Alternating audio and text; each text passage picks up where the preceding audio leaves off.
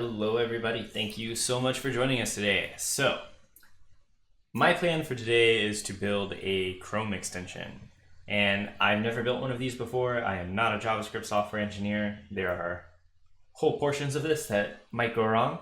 But luckily, I think I've got a couple of you already on the stream to help me out. So, first of all, my goal is to take the text-to-speech engine and apparently my face is a little bit off. It's being captured by my green screen here. Let me just adjust. So if I go like this, I'll go away entirely, and then I'll just sort of fade back in slowly until I'm roughly like a normal looking human being. How's that? That better? Okay. Okay then, cool. So my goal today is to take the Chrome text-to-speech engine, which is part of the extension API, and replace that with Poly. And the reason that I want to do that is if you think about the Mac OS text-to-speech engine or some of the other text-to-speech engines that you've seen, you can say things like, hello world. Oops. And then you have to escape the hello world. And that doesn't sound very good, right? Like there are other voices that are a little bit more pleasant to listen to. So I'll give you an example. We'll go to the Poly console here. And once again, this is 2.5 or 1.5 factors of authentication. We'll go to the Poly console and you'll see if I say hello world, it is mildly more pleasant. And we can also get other languages. We could do German or French, not French Canadian. We could be like, bonjour, tout le monde. Bonjour, tout le monde. So the goal is to kind of, and hello from Los Angeles, Fat Boy Not So Slim from Australia. I am surprised that you are awake right now. What time is it in Australia? Isn't it super late there? Or really early? Very, very early. Anyway, thank you for joining.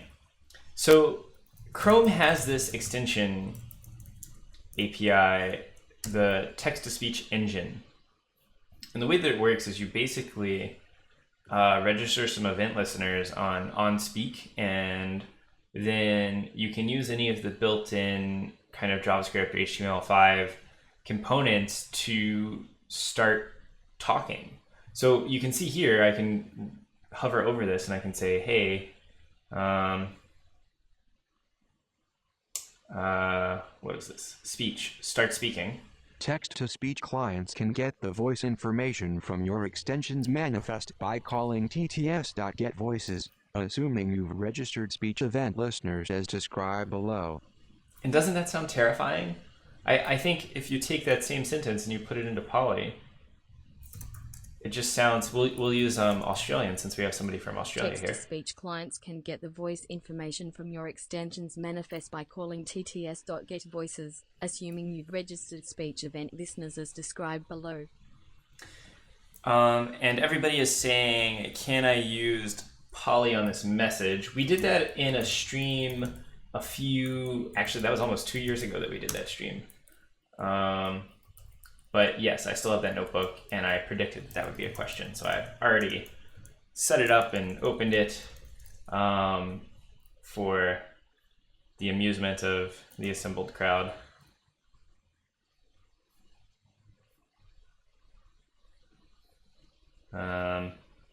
So if you guys type something in the chat now, and hello Laurie17, hi from London, hello from Los Angeles. I'm pretty sure London is warmer than Los Angeles right now. Why is it doing this? Hi, Randall. So yeah, now you can. Hello, Matt Auerbach. Matt Auerbach just launched a website today. Poly. We used it in a bigger project at the university and built a smart mirror and implemented him talking with Polly Smile. Hey Randall, Long time. No see. Okay, I will probably stop this at some point because it's going to get very distracting. But hello, everybody. Thank you so much for joining Thanks us. for sharing smile. One of the things that we're going to be doing today is we're going to be writing JavaScript and not Python. I am not a JavaScript programmer. Many of you may already know this. Smile, smile, smile. Okay. Don't stop believing. I really got to stop the Twitch chat to Poly thing here. But our goal is to replace that TTS engine within Chrome with Poly, and we can have a little thing where you can select your voice. So if I go over to extensions, what I'm going to do is I'm going to... Nice Hello staff. from Morocco. I'm going to delete this one that I already created, and we'll start...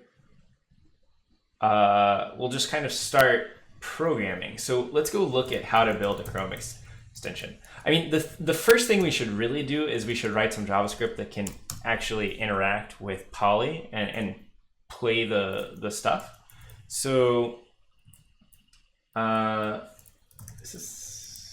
here we go. So I created this repo, and this is going to be on GitHub, so you guys can follow along as we're building this. Twitch Poly Chrome extension. It helps if I put my username in front of it. And it helps if I take off the S on the end.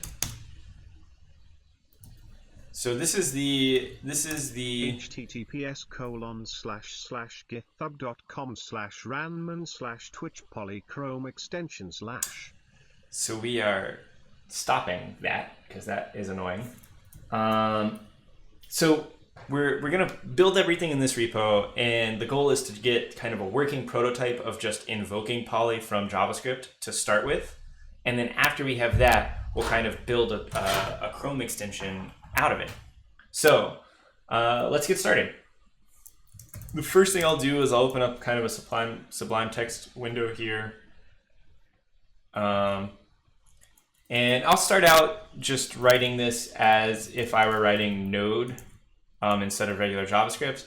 In regular JavaScript, most of these libraries would already be here. So we'll say require the AWS SDK. I'll make this a little bit bigger, I'm sorry. And Povezi says your terminal is cool. Mention how did you set it up. If you go into OhMyZSH and then you go into themes, there's a theme called Ranman. And this theme is based on the Agnoster theme. This is in the public OhMyZSH repo. But it's really just the Agnoster theme with several modifications to it. And OhMyZSH. And I suggest you check it out. It's really cool.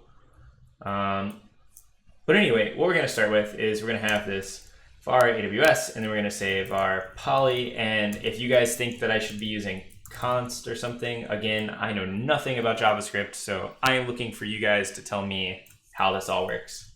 So we're going to say new AWS Poly, and I guess I need semicolons, judging from what all is happening there. And if you're looking for, it's just OhMyZSH. You can look it up there. So, and this is about as far as I'm able to get without looking at the documentation. So I go over and I say AWS JavaScript SDK Poly.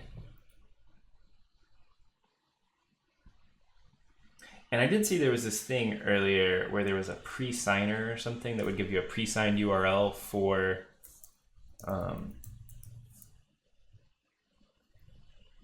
so I was curious what this was because I haven't seen this before.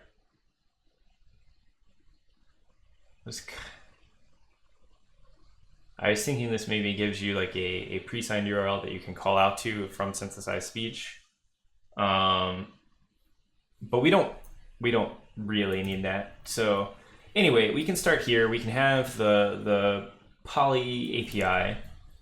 And what we want to do is we want to call synthesized speech. So we look at this method. And NYC Kid 80 asks, what was the productivity today splash page that I had? That is a Gyroscope is an application that you can put on your phone, and in conjunction with another program called Rescue Time, it can read all of the stuff that's happening.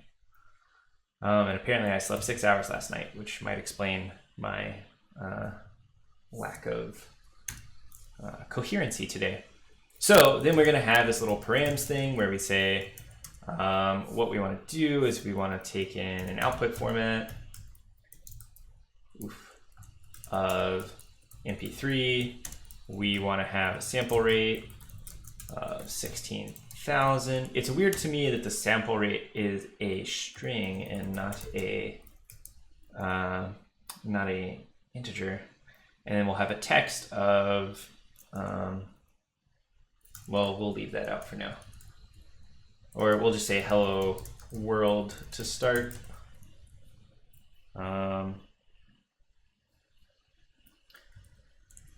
Okay. Gyroscope and rescue time. I love how I start these streams out and everybody is like, hey, how do you set up your environment? And then we'll use voice ID of Joanna.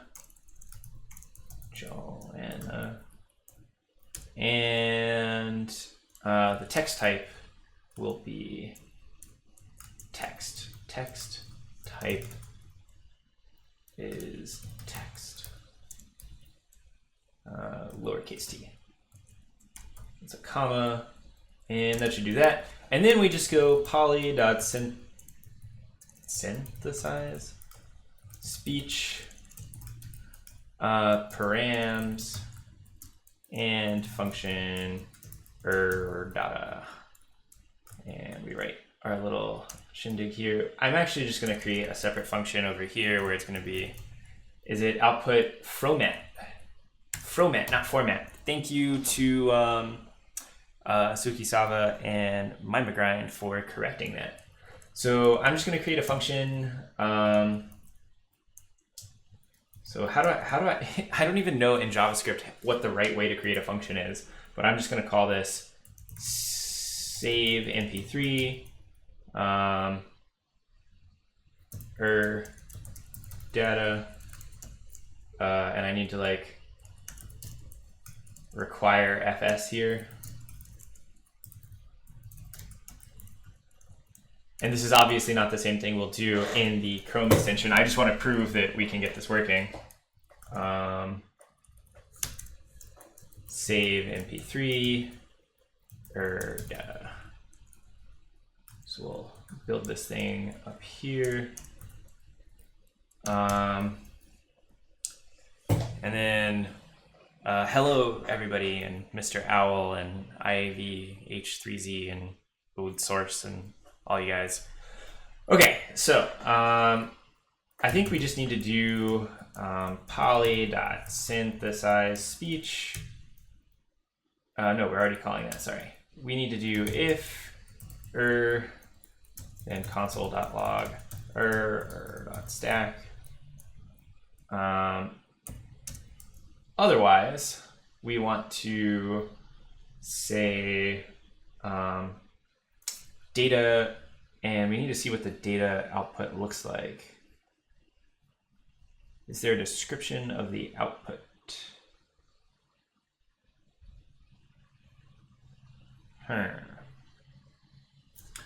Hello, Jason P 1980 and Emmy SSat.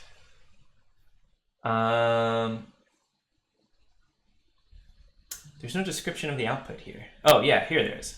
So it says data is going to be equal to, so we want to say data audio stream. So we want to say fs.write. So data write file Node.js. So writing files in Node.js. So we can say fs.write file test.mp3. I somehow turned on Siri when I said mp3, so I gotta, no, Test.mp3, and let's see. What do I want to write? I want to write out this data.audio stream, and then I want to function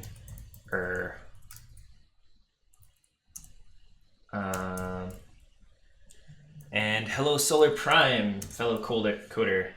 So fs write file test.mp3 data audio stream function, and then just return, if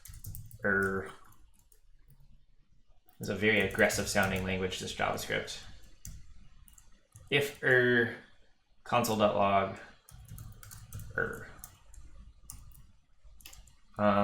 and that should just sort of work. So we can go test this. I am gonna switch all of this to spaces from a habit of writing Python. So I think I just open Node and then I go and is not defined.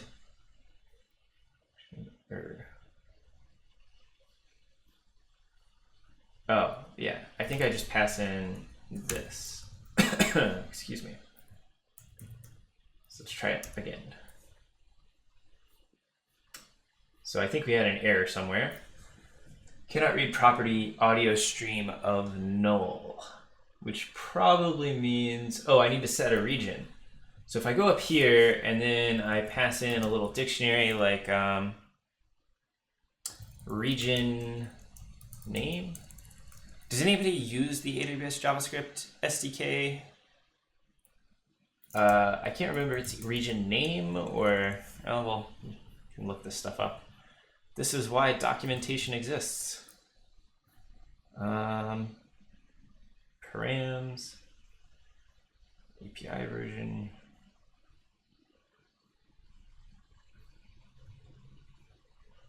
Region is US West 2. There we go.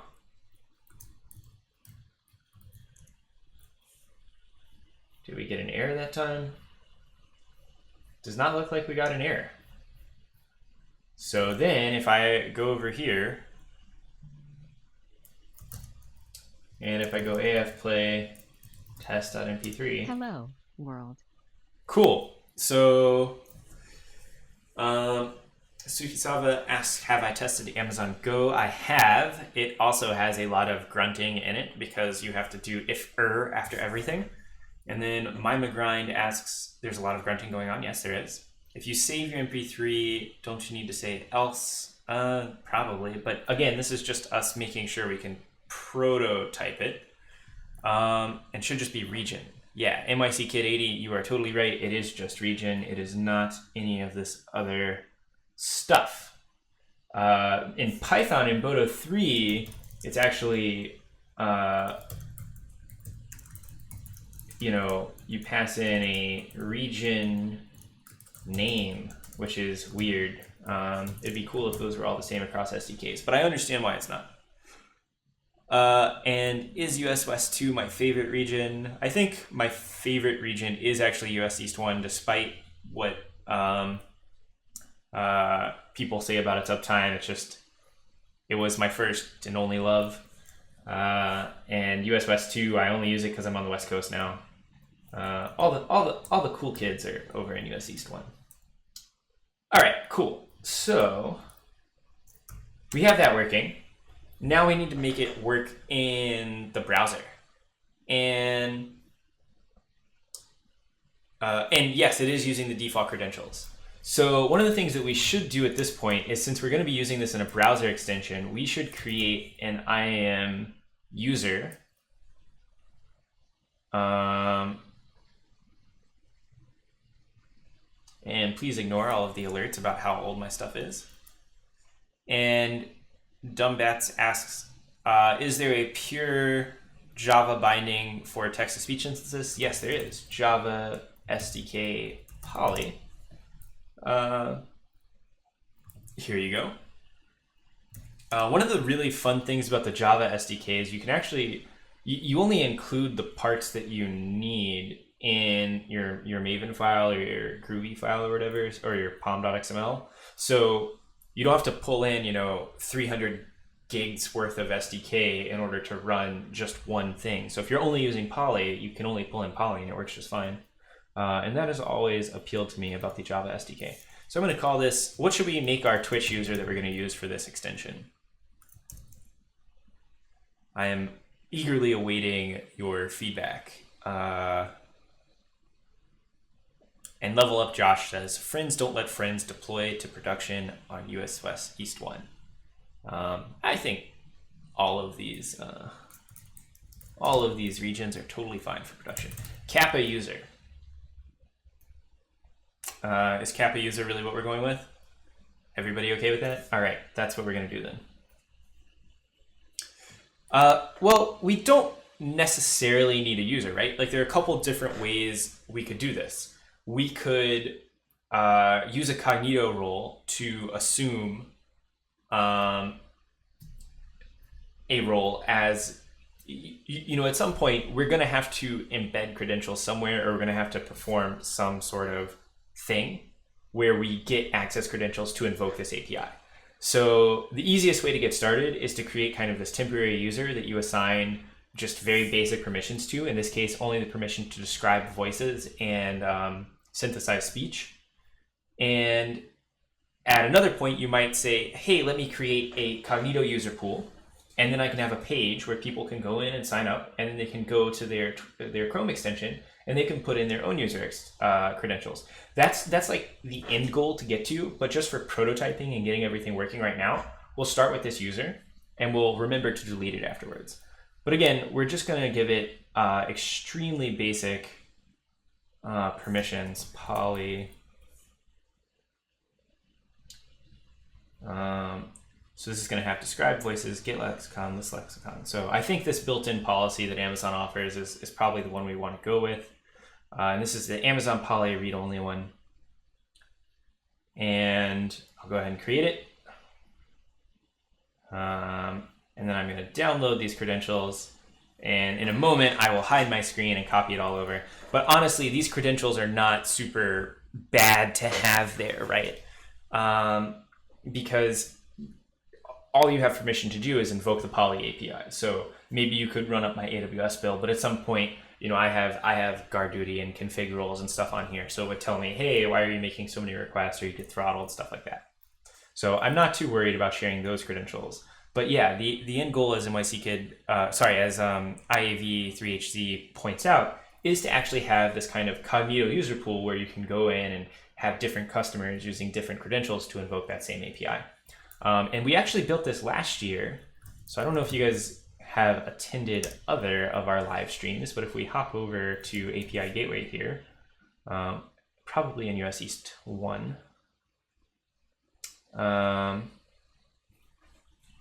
we actually built and Nando Farias, welcome to Twitch. We built this thing a few years ago. Oops. Not a few years ago, a while back. Save. And if you curl this endpoint, it actually invokes a Lambda function that will go out and kind of build a MP3 and serve it back to you. And since it's larger than 10 megs, it's not going to show up in the code here.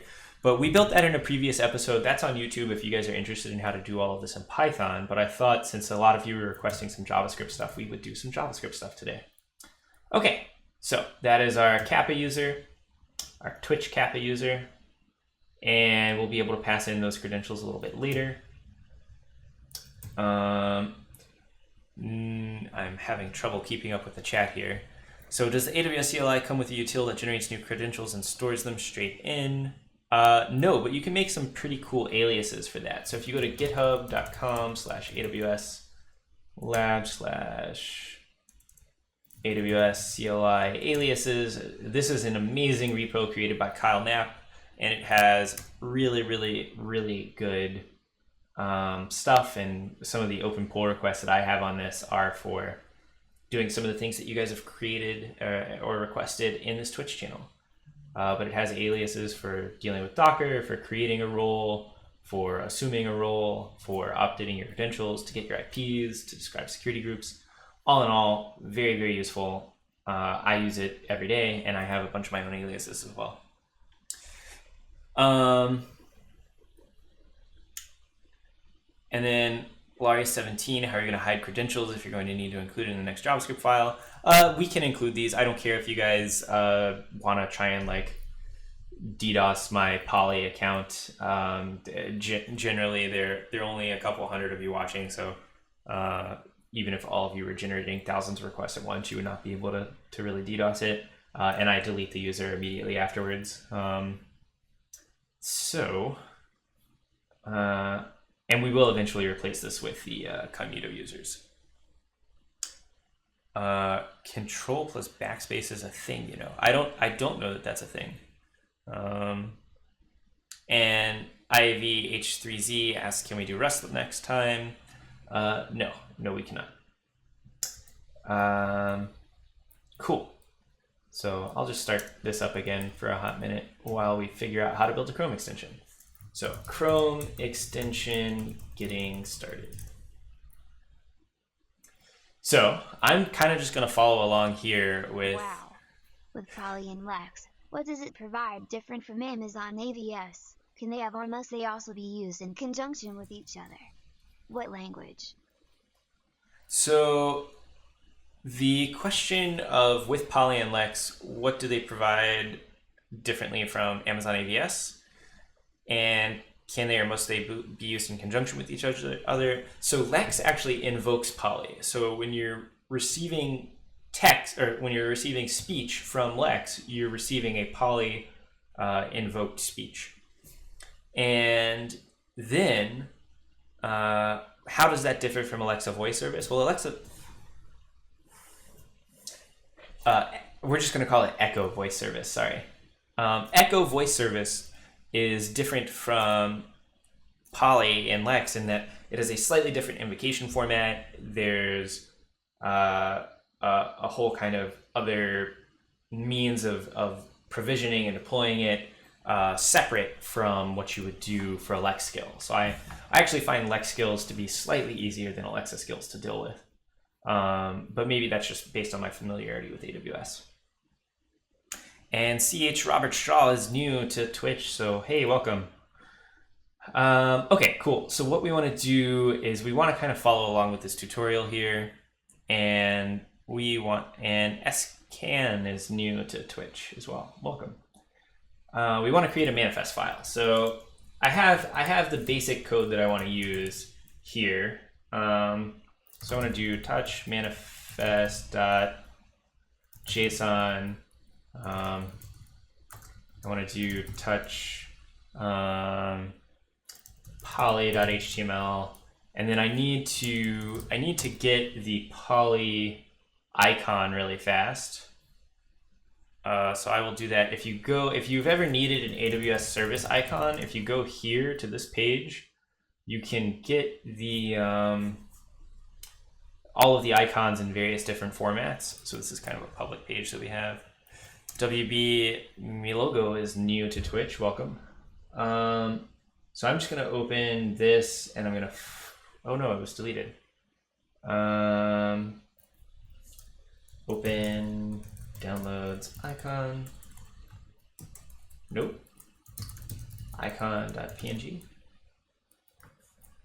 So I have in another kind of location here an icon that I think will work.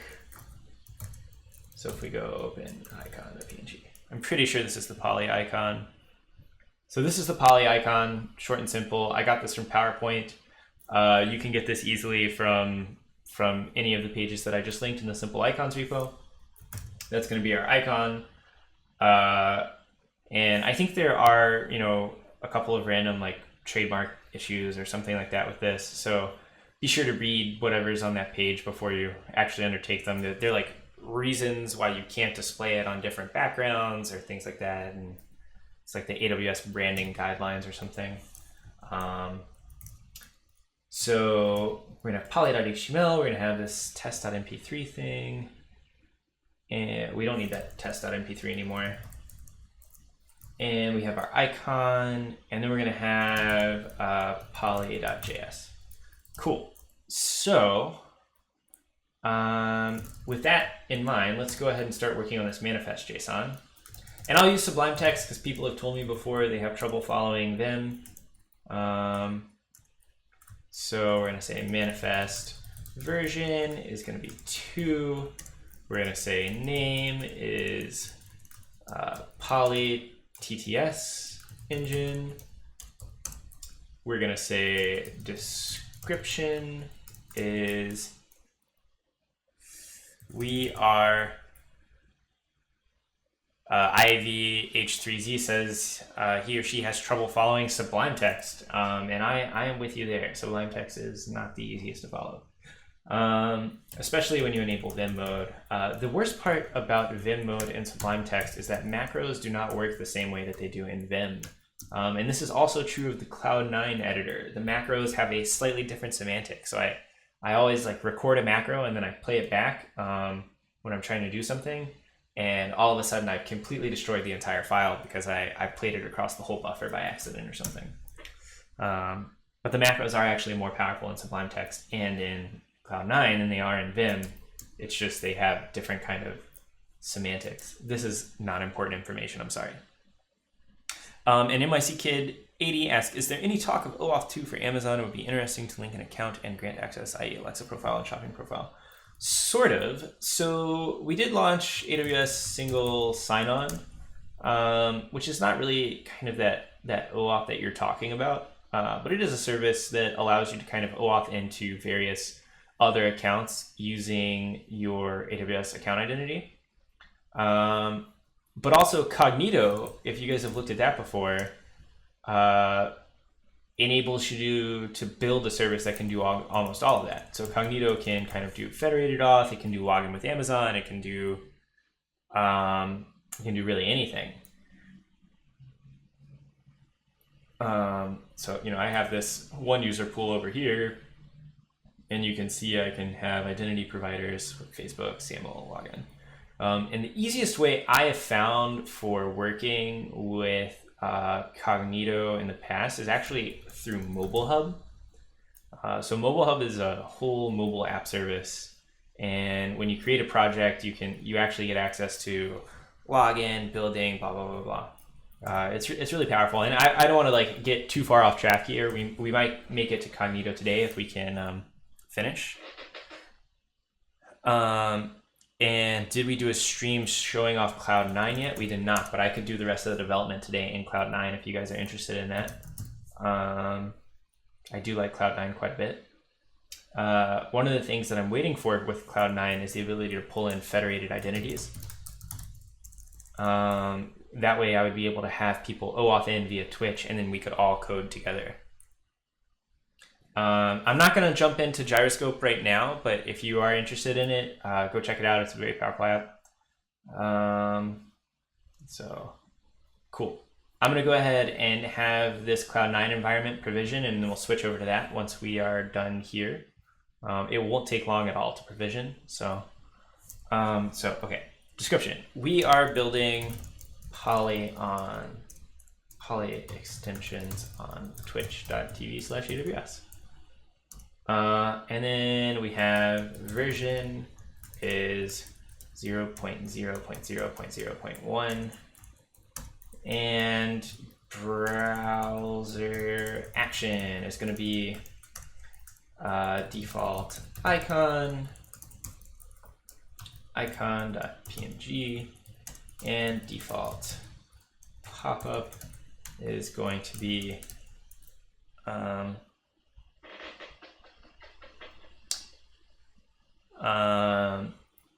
default pop-up is going to be poly.html, and we'll probably need to include some JavaScript in a second here. And then permissions is going to be active tab. Storage we can use for local caching. Oops, this is supposed to be an array, not an object.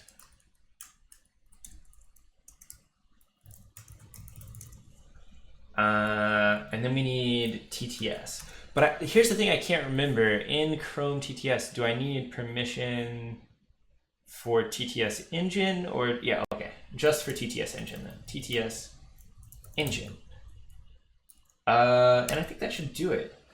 I mean, maybe we need to pass in permissions to pull. Did I spell default icon wrong? Yep, I missed the T. Thank you to Beneficial for You and for Segura for checking that out. And similar to the JavaScript, can we use the C++ SDK to embed polylex into applications? Blah, blah, blah, blah. Sorry, I'm not saying your question is blah, blah, blah. Just I'm not going to read the whole thing out. And Alex and Chavez, yes, the C++ SDK does work with poly and lex. And you can use it to embed stuff into game engines, whether that's Unity or Lumberyard. It's really just kind of calling out. The really cool thing about Poly in regard to game engines is that it will send you these text-to-speech points. Oh, and I have an extra E on active tab. Good call, scan. If you go over here, you can actually see that you get points back in the data that show you like how you can, or speech marks are what they call it. Poly speech marks. So if you do have a game engine and you're trying to animate the mouth of one of the characters moving, you can actually get time, word, start, value, and it will tell you, at which millisecond each word begins and how you kind of can form the mouth at that time.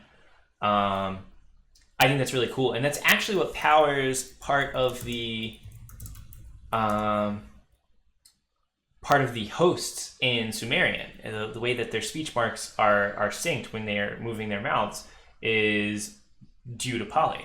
So all of that is really, really cool. And something that I could cover on another stream. I'm sorry, I keep getting distracted. So what we're going to do is we're just going to take everything as it is. Git add icon.png, add manifest.json, poly.html, poly.js. We'll do git init, git add. Well, we'll run that same command again. Git commit -m initial commit, and then we'll do git push. So we'll do git remote add origin. Not that one. Git remote add origin, and then I've got to go look up really fast what the name of that repo is. Twitch poly Chrome extension, and I'll probably force push to this. Maybe I won't. Git pull origin master. Oops. Master. Ugh, can't spell today. Oh, it would help if I used the actual URL, and I really want to use the HTTPS one. Git remote rm origin. Git remote add origin and then we do git pull origin master, and we'll get some sort of we'll get some sort of merge commit thingy, and then we do git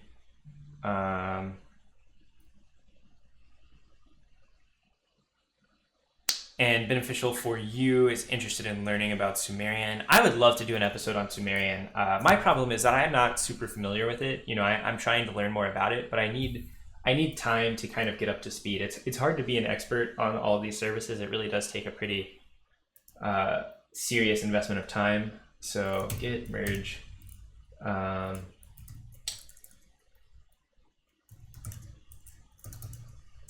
does this work? Git push. I just want to merge these two. I want to merge the fetch head and master. We're refusing to merge unrelated histories. Git rebase fetch head. There we go. So then if we go to TIG, we can see that's right, whatever. git push origin master. Boom, done. Okay, now I can hop over into our Cloud9 environment, and I can close out this welcome thing. I don't need that. I'm going to make a new directory, mkdir, or well, I'll do git clone this URL, and then if I kind of refresh here, this should be here. And we can kind of start looking at all of this. So there's our icon, there's our license, and this is all in the Cloud9 editor.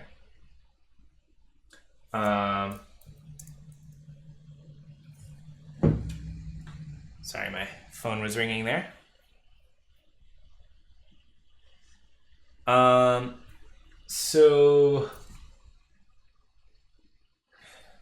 Okay, so I do want to use the Cloud9 editor today, but I'm realizing because this is something that we're going to be testing frequently locally, it doesn't make a ton of sense to run with Cloud9 today. What I will do is tomorrow I have another stream about using Twitter's account activity API to build out Lambda functions that can respond to those tweets. So tomorrow I will use the Cloud9 editor. But now that I think about it, it doesn't make a ton of sense to use it today, unfortunately, just because I'm going to have to constantly pull in. Sorry about that. So tune in tomorrow. You can watch then, kind of getting back on track here for a moment. Okay, so we need to make our HTML page now.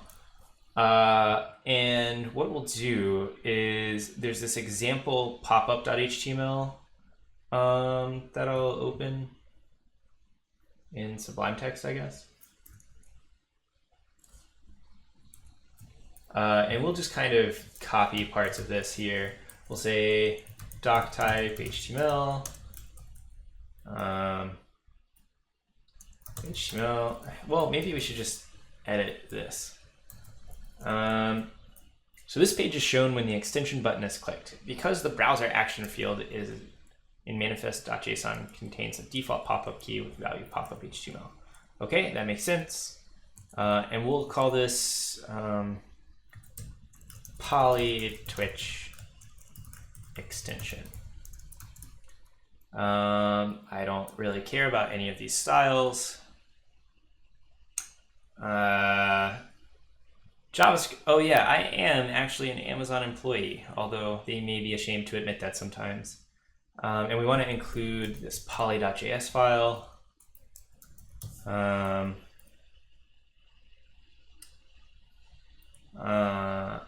we're going to make this select poly voice. Give ID a container and select ID as dropdown. And then we will populate these option values later.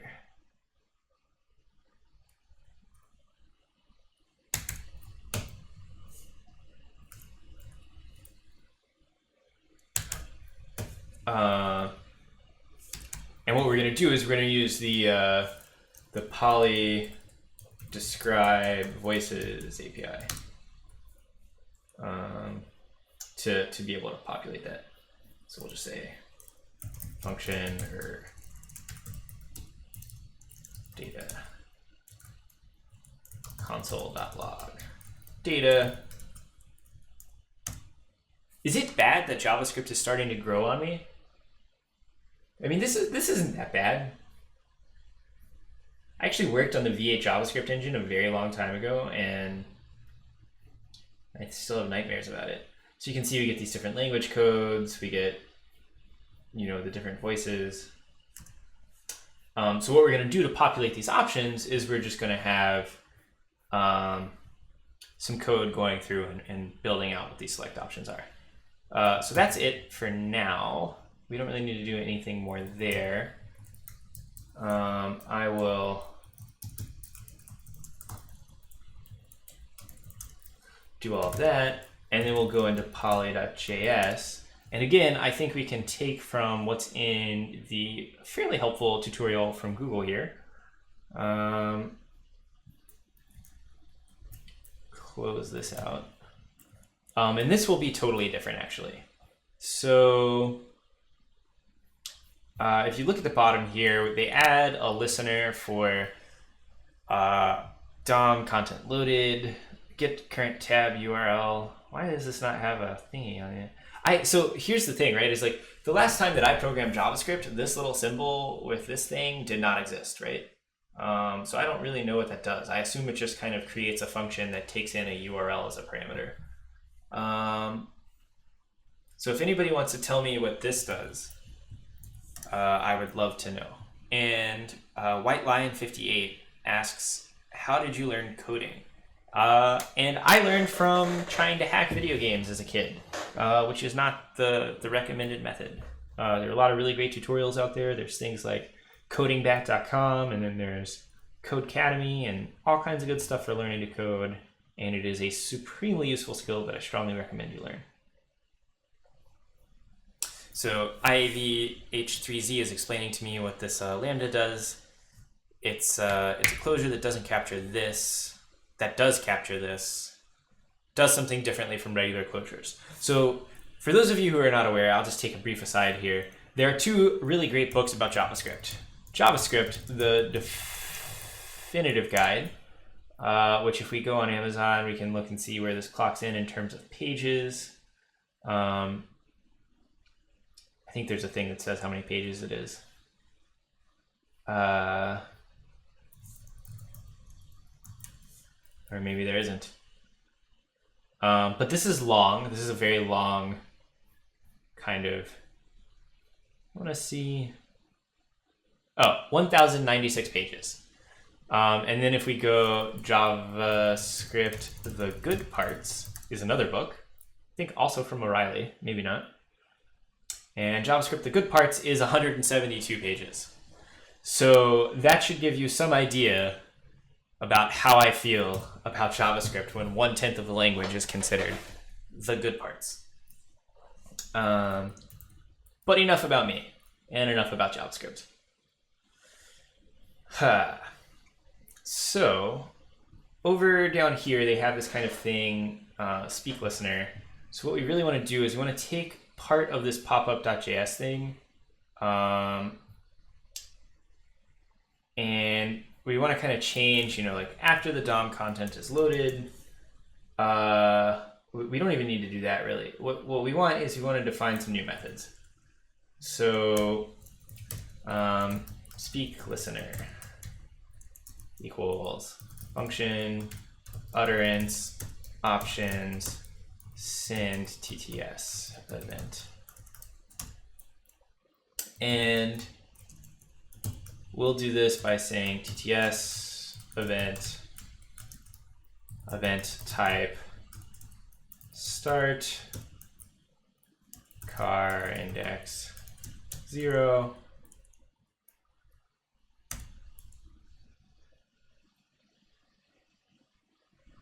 And have I done any mobile development? I have not. I mean, I used to do some Objective-C stuff and some Android stuff, but I wouldn't really consider that mobile development so much as tier inducing. So then we need to start speaking. So again, start speaking. There's going to be some other stuff in here where we call out to Poly.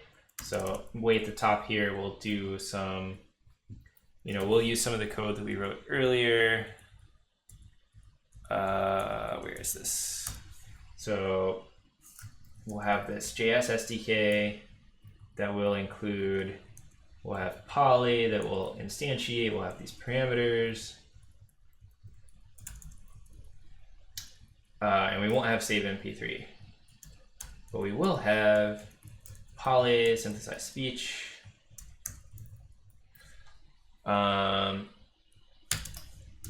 And this will call out to, our speak those words for data. And we'll have to figure out how to make the browsers talk.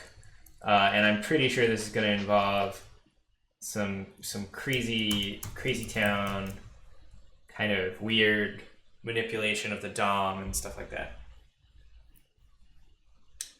So the speak listener thing, that's just a random name. I could have called this Bob or Jeff and it would have been fine. I'm just calling it that because I'm intending at the end of this file to do what they do here, chrome.tts engine.add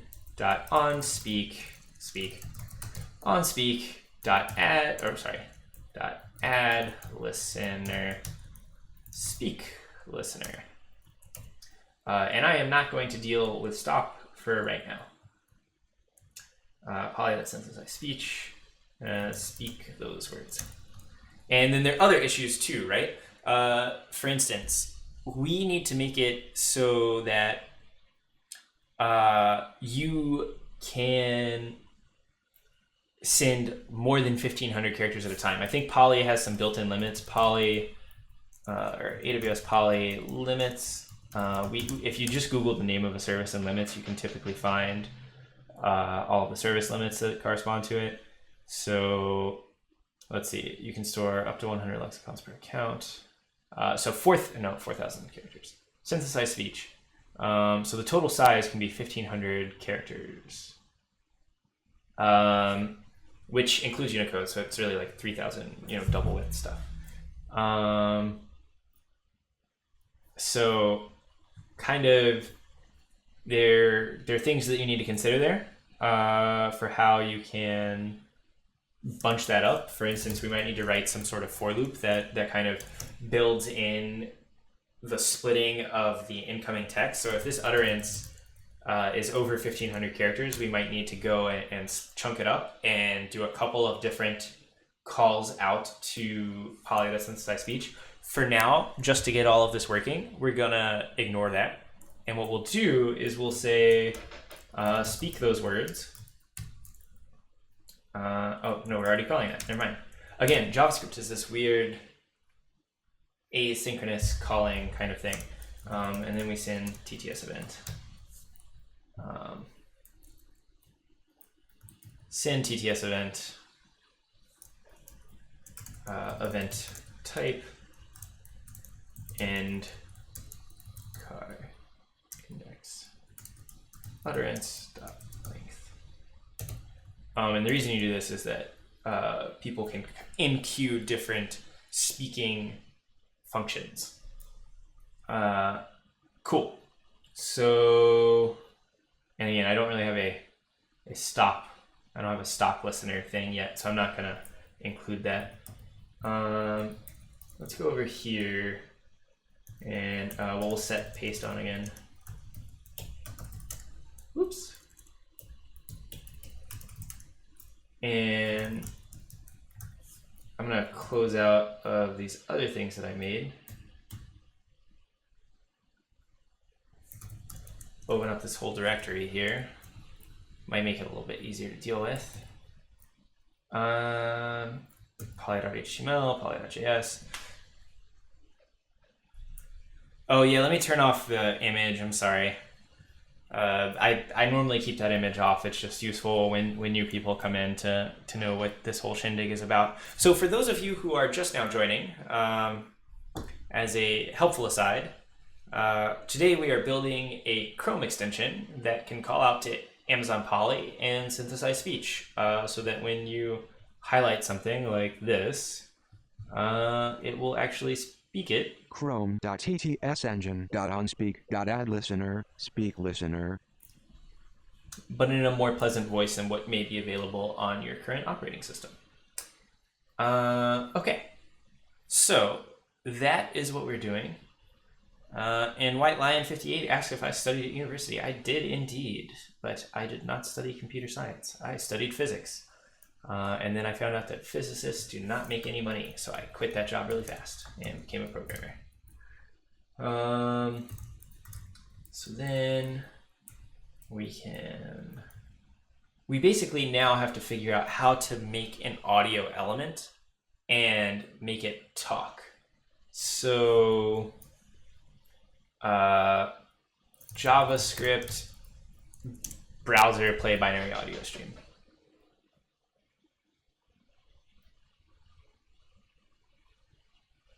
Capture streaming audio, that's interesting. That's not what we're interested in though.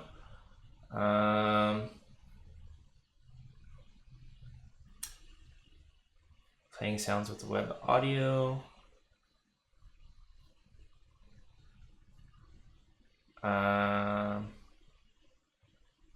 Whoa, you can create an oscillator, really? I did not know that. Okay, this is still not the right thing. Playing audio using JavaScript. So this is from Narayan Prusky. Maybe this guy knows what's up. So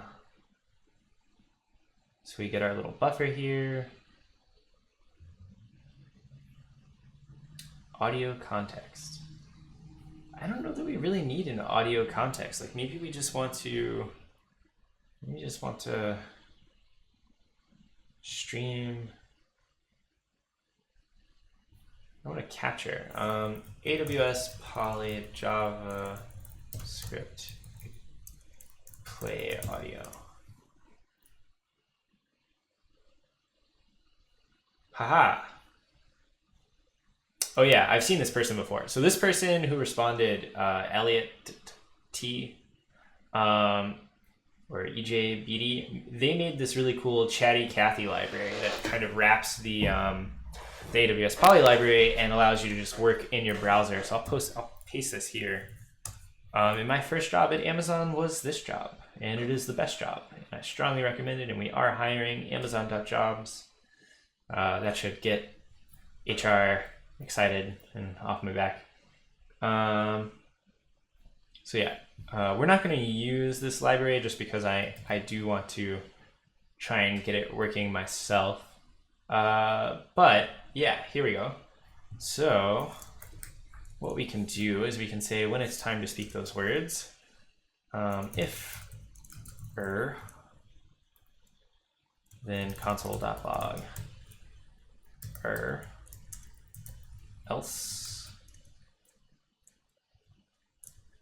else var u int 8 array equals. All right, okay, this is actually way easier. All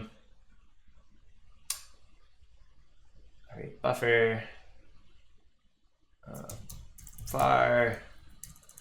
So we're gonna say var URL equals URL dot create object URL new blob new u int 8 array audio stream u int 8 array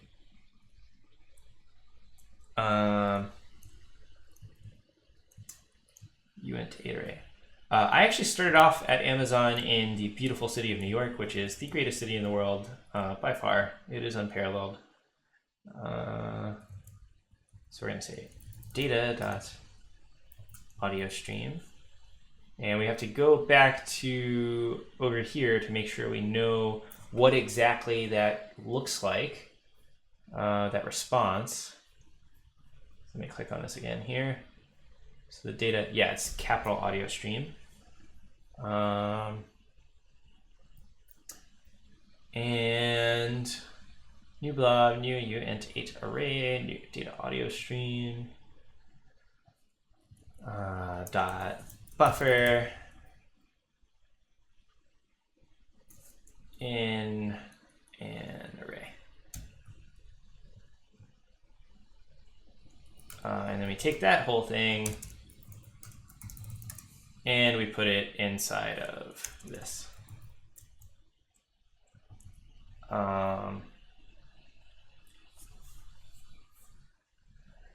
Streaming right out of the Twitch HQ, that would be an honor. I actually met the founder of Twitch in a Blue Bottle Coffee about 2 days after Amazon acquired the company, and he was pretty cool. He was very polite and nice and Just seems like a good person.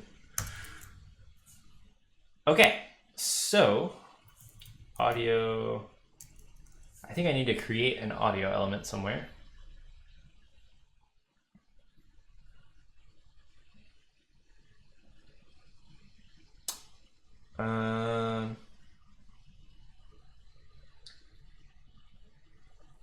Where do I create an audio element?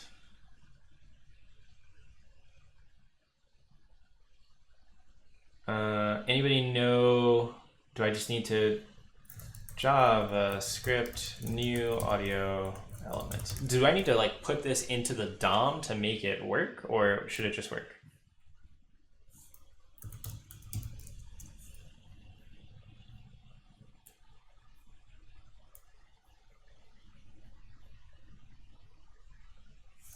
Our audio equals new audio. Audio dot. This is when I need my little node REPL here. Audio equals new audio. No, it's not defined. That's frustrating.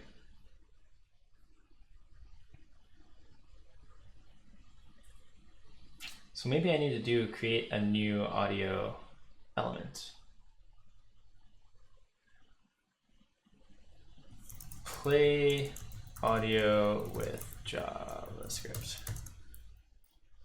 I am welcome to any suggestions if you guys know them. I do not obviously know what I'm doing here, so if Twitch decides to help me out, that'd be useful. What I normally do is I just click around randomly on Google until I find the thing that I'm trying to do.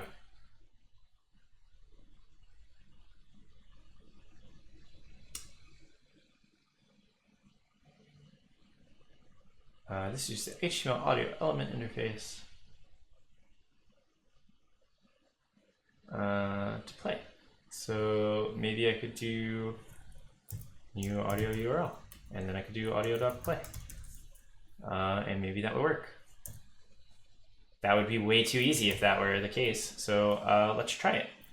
Okay, and then I'm gonna go pass in. So what I really need to do is, to speak those words, I need to pass the right parameters. So I need to say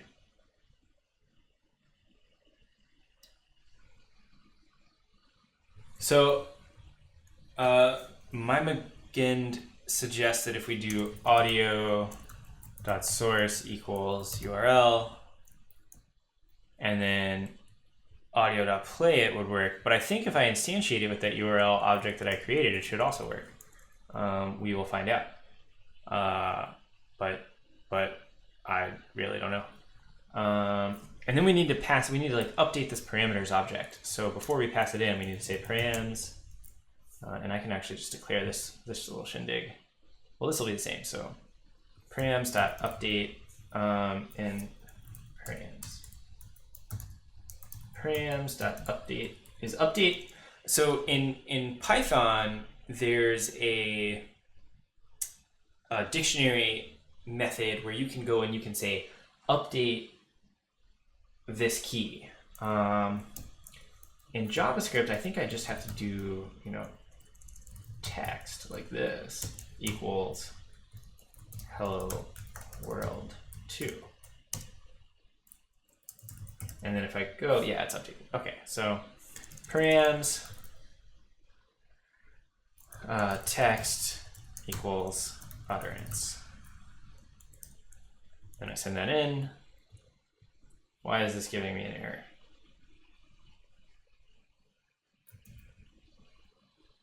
This is better written in dot notation. Okay, fine. Dot text equals utterance. Okay, cool. So, yeah, Dumbbats, if you want, I didn't see anything come through that got you like, temp band or anything, but I've just put you on the like on the you can post anything you want for like 2 minutes. So if you have code that might help here, it would be greatly appreciated, judging from the slow progress that we are currently making. All right. I'm just going to run this because I think it might work. So what is this location? /dev/Amazon/Twitch Poly Chrome extensions. So let's go into Chrome extensions. Load an unpacked extension, and then we can go into Twitch-Poly Chrome extension. Could not load manifest. Retry. Manifest. Oh, I spelled manifest wrong. So if we go manifest into manifest.json, that might work well.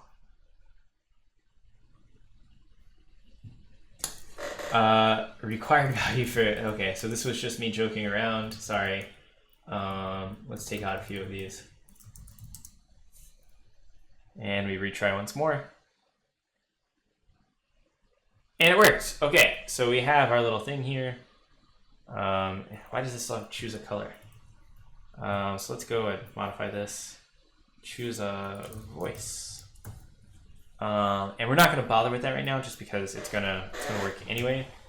And then we need to figure out from Chrome how we actually make this speak. So if we go back to poly.js, we are registering that. So then let me just open up a random page, google.com or aws.amazon.com, and we'll look at Jeff Barr's latest blog post, interregion VPC peering, which we launched earlier this year, or earlier last year at reInvent. And I'll start with a very short sentence, and we'll say speech, start speaking. I'm still catching up with the last couple of AWS invent launches. Okay, and that didn't work. That still used the default TTS engine.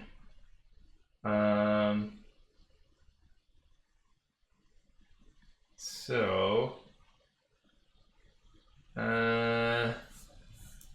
maybe there's a thing that's not working. It's not loading. Oh, you know what it is? So we did not include the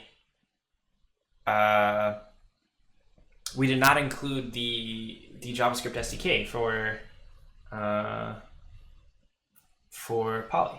So we need to do script something like this. And I think we're on 185 now. So let's try again. Reload. We'll reload this page. And I think it still will not work. I'm still catching up with the last couple of AWS invent launches. So let's take a step back here. Let's look at what we are supposed to do exactly. So the utterance is the text-to-speech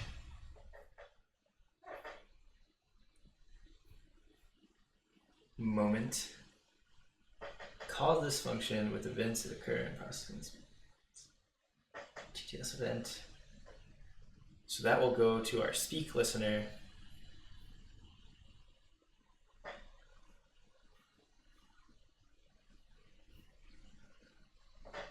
So sorry, I'm just reading through here, trying to figure out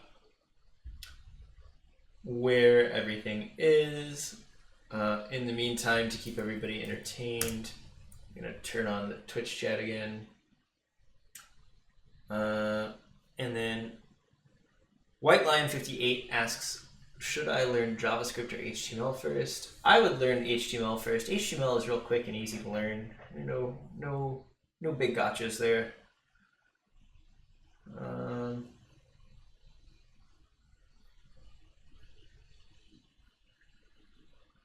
Google's documentation is typically pretty good, but on this particular Chrome extension, I'm not having the luck that I was hoping for.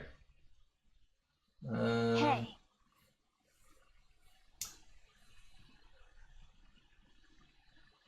Let's see. So this should have like choose a voice.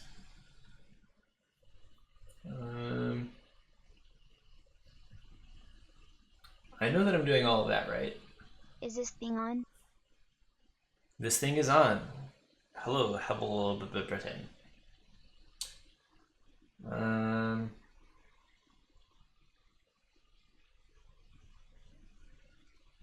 Lol.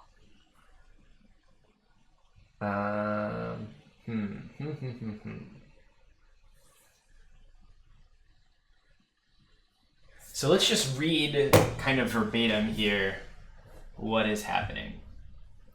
To Hope implement, you have a profanity filter on Smile. we could do that. We could add a profanity filter really fast. We could,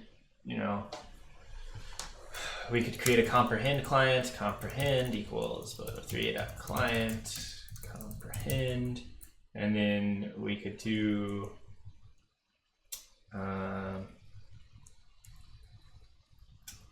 chat handler event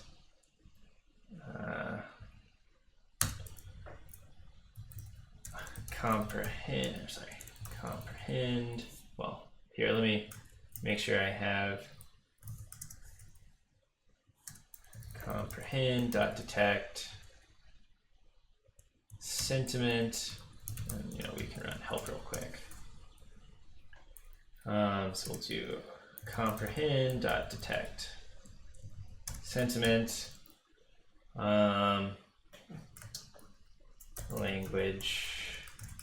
language code equals en, and text equals text, and the response is, so sentiment equals sentiment if sentiment equals negative equals negative, then continue. And it will print negative sentiment bad. And then I think if we go right here,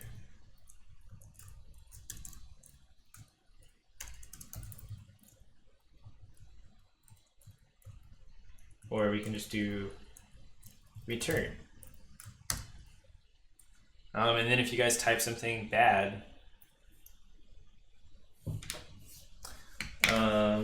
it probably won't print. So if I were to say, I am so angry right now, why isn't my What thing headset is that? working? D? And it detected a negative sentiment, so it didn't print it out. So now we have a profanity filter, theoretically. Son of a silly person. I blow my nose at you. And I fart in your general direction to finish off that Monty Python reference. Okay, we gotta figure out why this... Order 10 cakes. Damn typo. Try this. Wow, I'm surprised damn typo got through. So now we're calling out to two different kind of APIs in a fairly short order of What time. headset is that? What headset is this? Amazon, what's our job? What headset is this? I actually have no idea. It's it is a Sennheiser Momentum. It's the Sennheiser Momentum headset. Okay guys. Let's Xanatax X, thank you, welcome. Thanks for joining the channel. Let's focus up for a moment. Let's like take a step back and figure out why this thing is not working.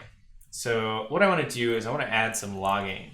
So I'm going to go over here and I'm just going to be very log why are you not working?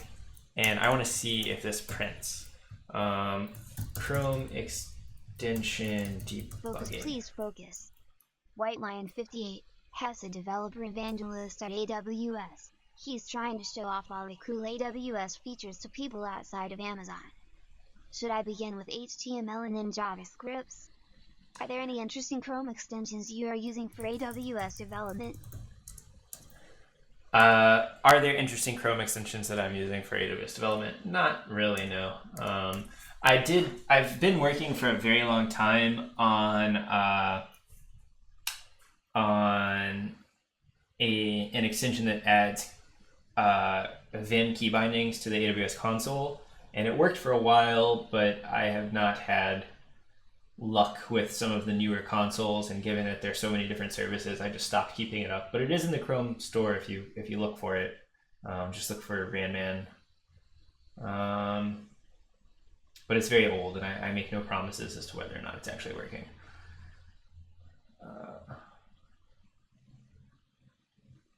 Okay. No response to my question, Bible thump. White Lion 58, I mentioned earlier that you should absolutely learn HTML first and then JavaScript.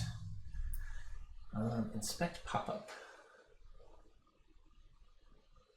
Okay, so let's try this again. I might need to have access to the current tab in order to do the text-to-speech thing.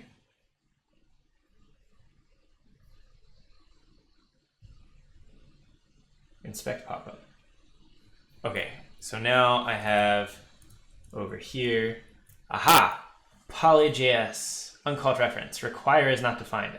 That's okay. There's our first issue, and then I suppose That's where Streamlabs gets that voice.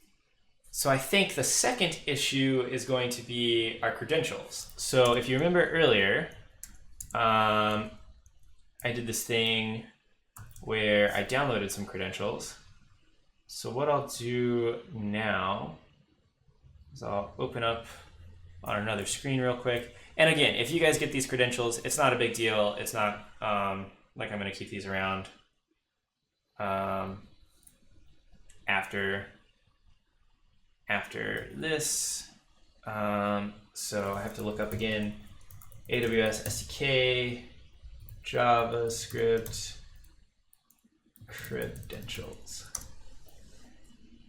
And all I'm doing here is adding the ability to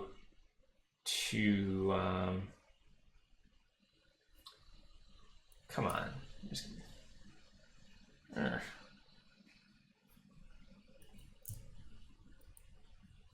And this is not the final version of what we're doing. We're kind of just doing this temporarily. You slept exactly 6 hours? Yes, I sleep very precisely. Probably slept significantly less than that, to be honest.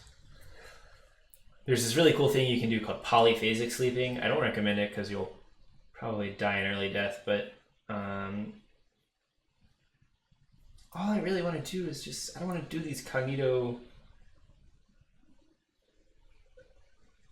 using the global configuration objects. There we go. This is what I want. What is your Chrome new tab extension? It looks very nice. Okay, I gotta turn off the talking for a second so I can focus here.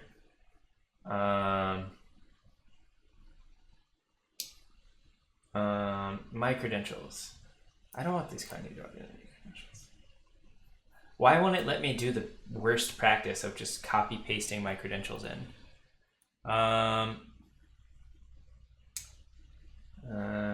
Credential.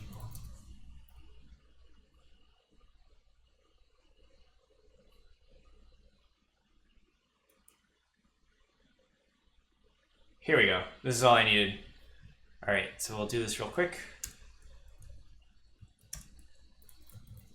AWS dot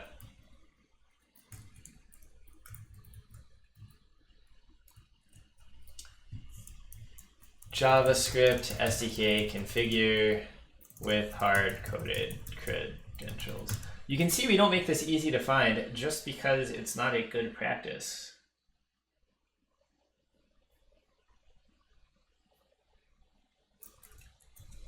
So here we'll do aws.config equals new aws.config and aws.config.access key ID equals da da da, and I have to capitalize that.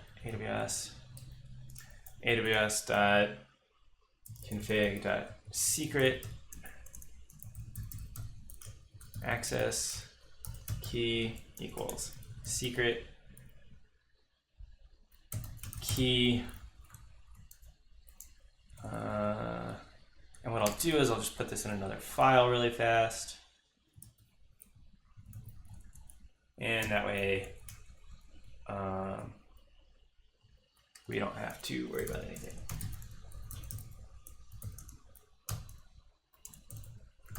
So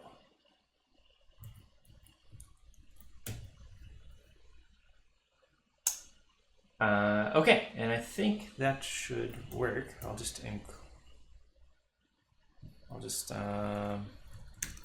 include all of this over here.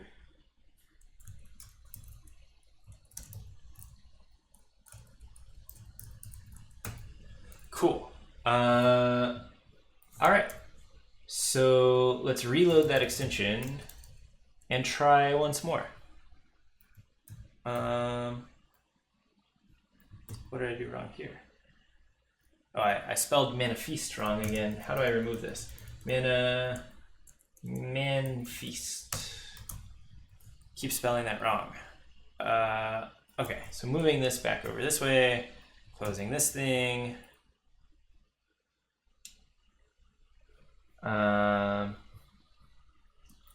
Closing this thing, going back to the extensions, and then clicking reload, and then going over and clicking inspect pop-up, and oh great, creds.js was not found. ls. Move cred into creds.js. So we can do reload again, then we can do inspect pop-up again.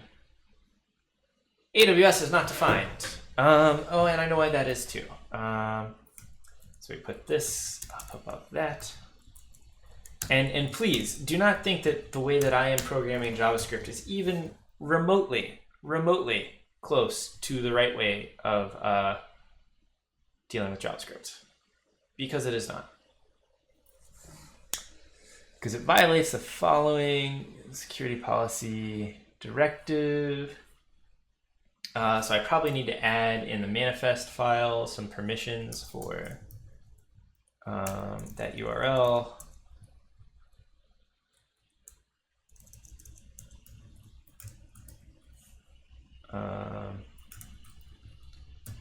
That should work. If I go reload, if I go inspect again.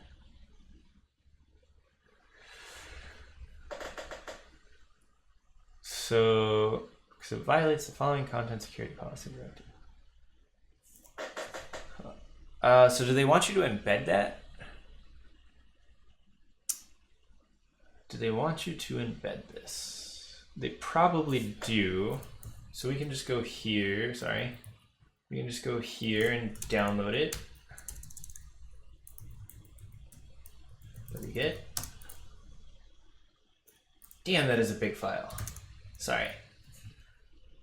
And then we'll take this little shindig out and we'll just put it right here. And we will reload it once again. Reload, inspect pop-up. AWS config is not a constructor. Did I put a new in there? So let me hop on over to creds real quick.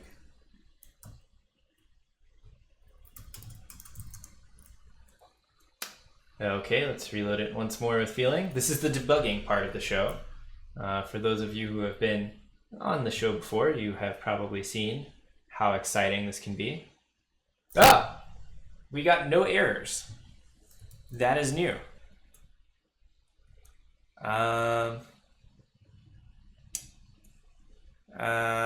Okay. So, I have no idea what to do now because I didn't expect it to work. So I guess we could just say, you know, come on, inspect pop-up. And then we can say speech, start speaking. Setting configuration per service. And it still didn't work. So maybe we need a different permission because obviously that text-to-speech thing is not getting called. No.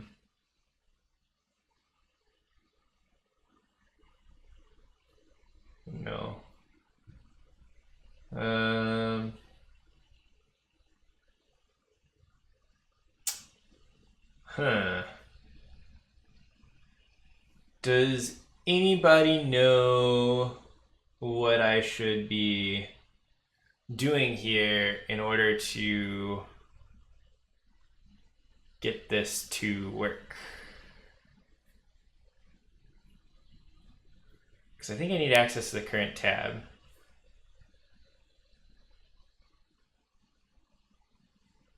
And I am streaming from a MacBook Pro, and my fans are going crazy, but I have a noise suppression filter on my little handy-dandy microphone here that stops that.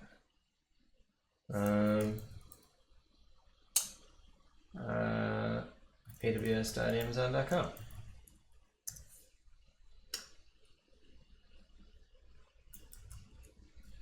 And then I need to go allow an incognito. And then I need to refresh. And I need to say inspect pop-up. And then I need to say speech. Today. And you can see obviously nothing is firing. So basically we need to be able to get the call from the Chrome text-to-speech engine into the Poly TTS engine here. And I do not know the best way of doing this. So maybe I need to manually register one of these voices. So why don't I create this TTS engine file, or object, oops. And then I'll go over here and I'll say, well, this is an array, isn't it? No, voices is an array. So I'll say voices. Pardon me, I really need to sneeze. I hate that feeling when you really need to sneeze, but you can't. No matter how hard you try. Voice name, Joanna. Lang is in US. Gender, female. Event types, start, marker, end. And then what happens after voices? No, there's nothing else. Okay, so I'll reload the extension again. And then I probably have to do a thing where I set the voice. That seems like it makes sense. So I need to figure out how in the TTS engine I set the voice. I think this is an accessibility TTS.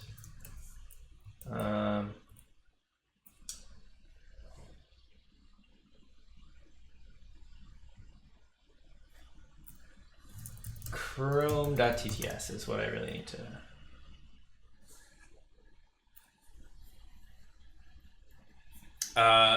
PEJC0 asks, did I miss the Chrome serverless tutorial? You did not. I have not done one yet, but I will happily do one.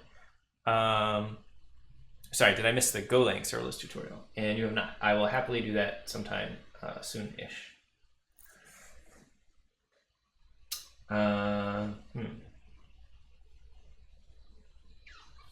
So is there a way to select the voice?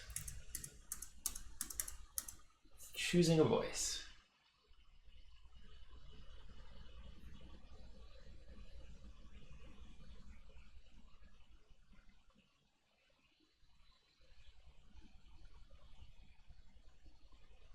Chrome.tts.speak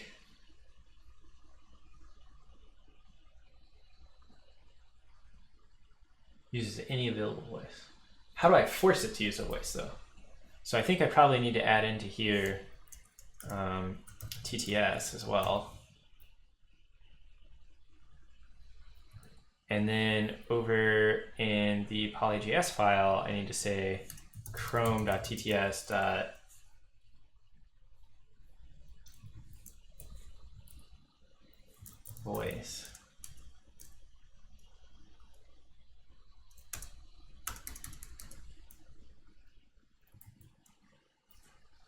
Well, most Windows speech synthesis is provided by the operating system and should be able to speak any text in any language. Some users have a variety of voices available, though, from their operating systems from speech engines.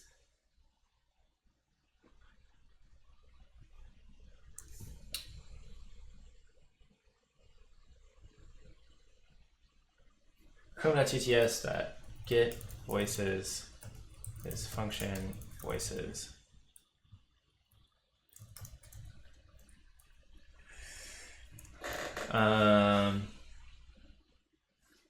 And I just want to return, or first I'll do console.log voices.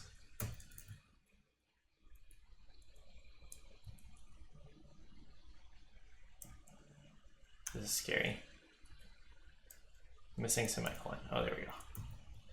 Okay, let's reload this and see what we see, where we are.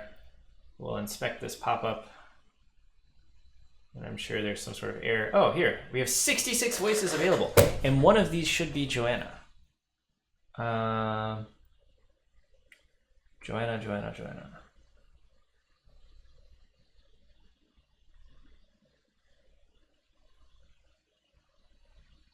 So this is like the Google Translate voices. So Alex is the first one that it's choosing. Joanna, here we go. No, this is Iona. So where is mine? Where is the voice that I'm attempting to provide?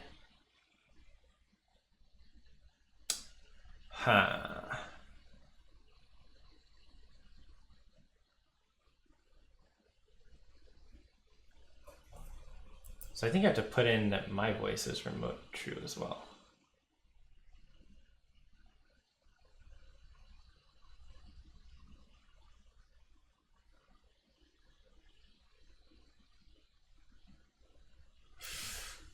Hmm. 13?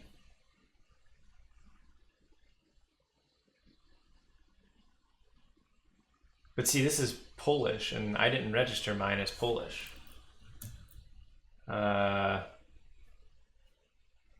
really needs to be like a chrome.tts.set voice. That's what I'm really looking for.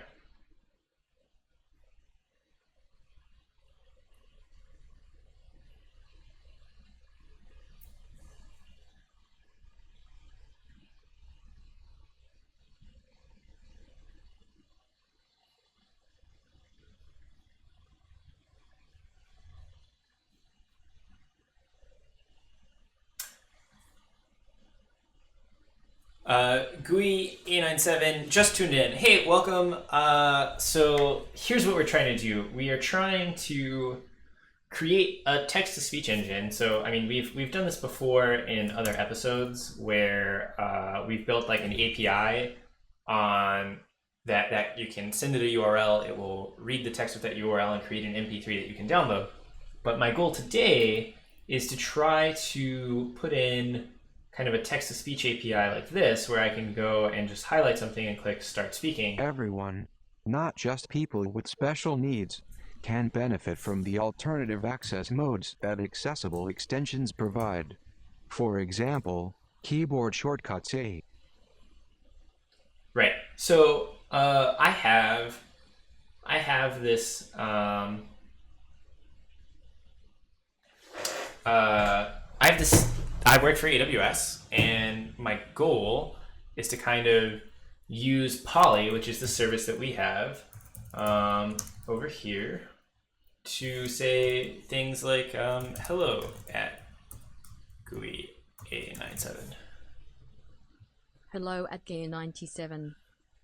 In various different formats. Hello at Gia 97.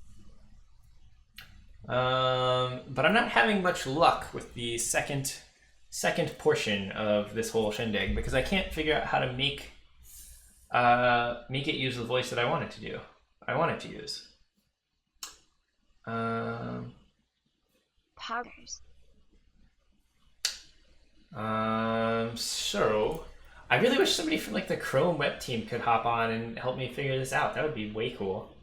Try hard, try hard, try hard, try hard, try hard. I am trying quite hard. So we're registering some voices. I think I should put in remote true here.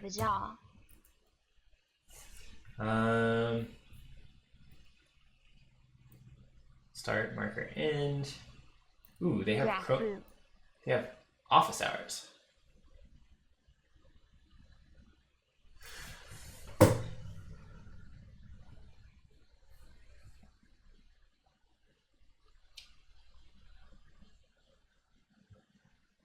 Cool.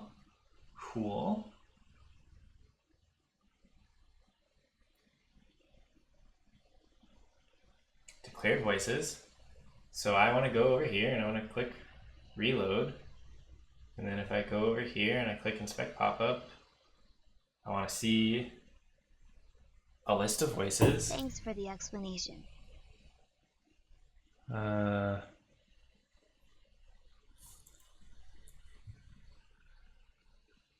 Graph.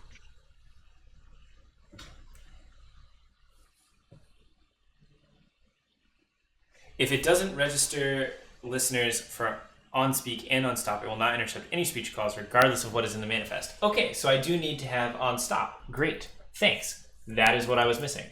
So let's just do a stop listener. And then we'll say var stop listener. Good call, whoever said that, Sauron AZM, equals function. And then we can hop back over to the TTS engine description. Where was that?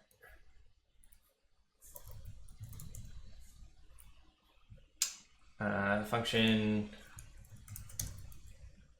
and then do nothing for now.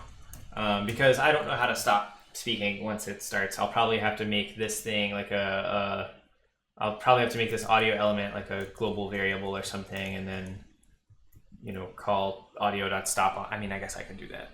Maybe I should just do that now. So var audio equals new audio URL. Var is speaking equals false, and then is speaking equals true. Let me just say and then we just say audio.stop is speaking equals false. This is the hackiest thing that I have ever written in about 2 days.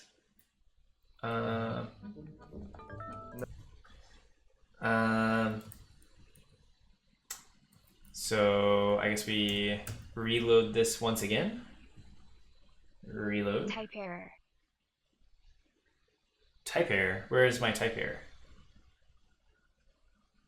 URL is not defined. Instead of new audio, just do audio.src. Styler Dev, how am I supposed to do audio.src when I have to create the audio object?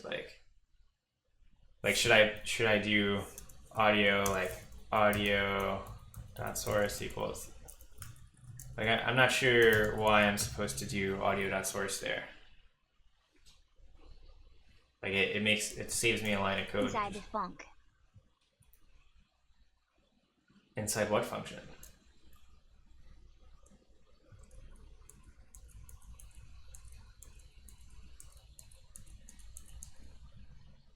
So I should put new audio. Oh yeah.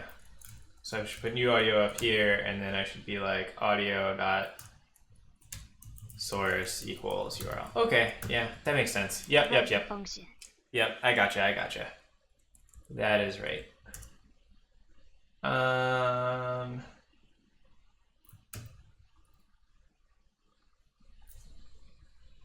Okay, reload again, and then inspect.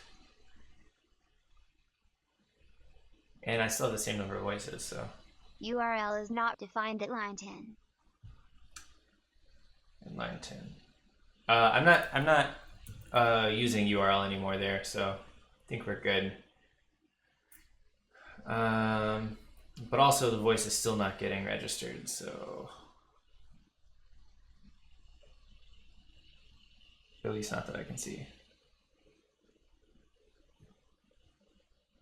Maybe move is speaking above play.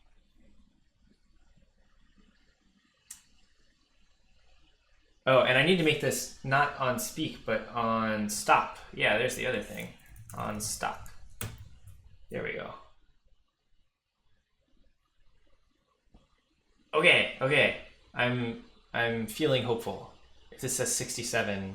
Ha! We did it! It worked. Okay, so we have our voice registered now. So if we go, it'll be in here somewhere. Haha. What face? What face? Well, I thought it would be in here, but I guess not. Oh yeah, here it is. Number 47 is Joanna. That's our voice. We have a voice. So then if I go here and I'm like chrome.tts.speak hello world. Sorry. Indubitable. Hello, world. But then I need to pass in the voice. So if we go back over here and we say,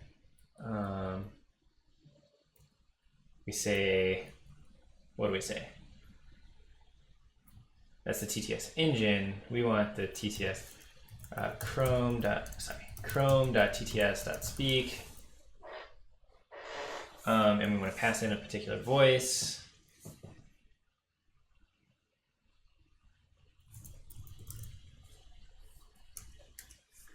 How do I pass in a voice? Choosing a voice. All hail the hypnotoad. All hail the hypnotoad.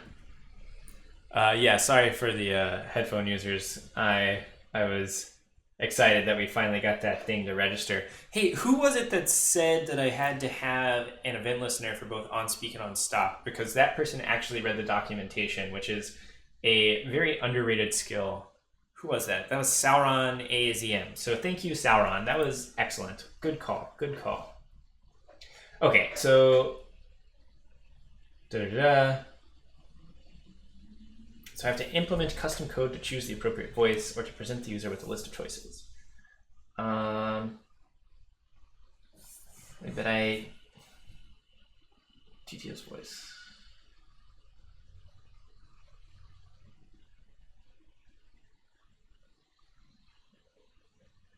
Receives an array of TTS voice objects.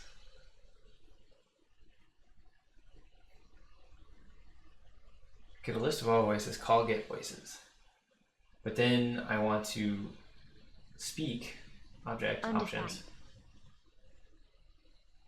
Speak object options string voice name. Okay, so if I go back over here to the whole inspect pop-up shindig and I say chrome.tts.speak hello Twitch, and then I go into options, or sorry, I say, what was that? Voice name is Joanna. Should say that. Haha, it worked. So we got another problem. Okay. Error in event handler for TTS engine on speak error. Invalid value for argument 2. Property type property is required. property, event type, unexpected property. That's speak listener. So What base?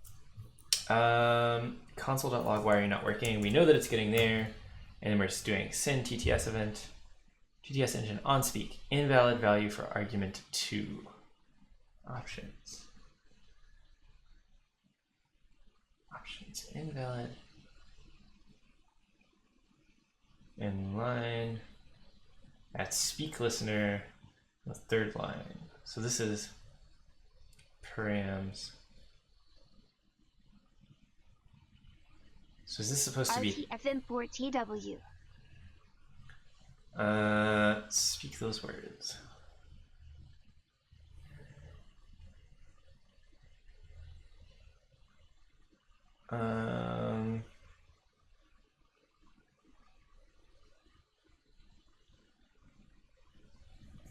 So I am sending that TTS event. What am I doing wrong here? What am I doing wrong here? Send TTS event, event type. I assume that you don't have to type the whole options thing. Just pass the string Joanna as the second argument. Are you sure about that? Judging from what's over here, it does expect some sort of object, right? So this object options thing is what is it? It's expecting.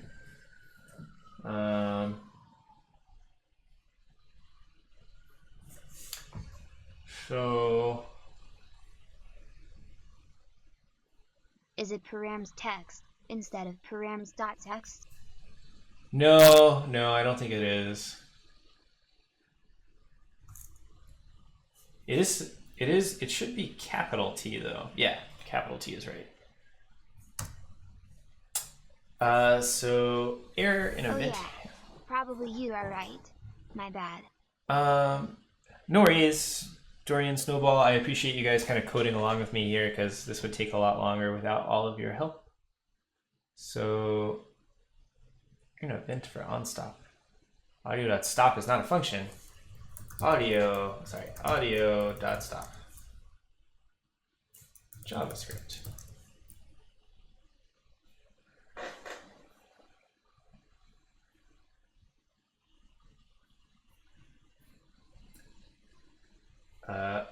Audio.pause then.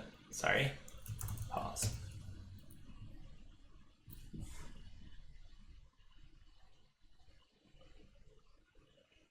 This is the strangest amount of debugging I've ever had to do. Property event type. It's an unexpected property. Hello. So why is event type... Hello, Numaru. Why is event type an unexpected property? Is this expecting... Like, should I rename this to type? Like, perhaps the documentation is wrong. That would not be the first time that has happened to me.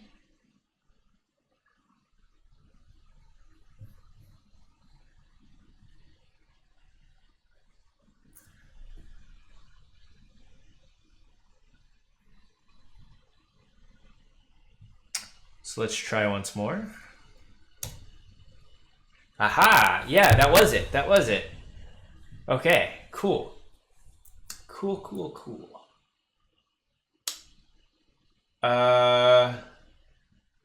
So yeah, the documentation on this page for the event type thing is wrong. So is there like a feedback form here? Report a content bug. How do I... So this is... PVZK PV PVZK PVZK KZZ KPV PV PVZK PVZK ZK PZK PZK PVZK PKZV PVZK KKKK KBSCH. And yeah, so we are totally done with the poly Twitch chat thing at that point. Sorry, Numeru.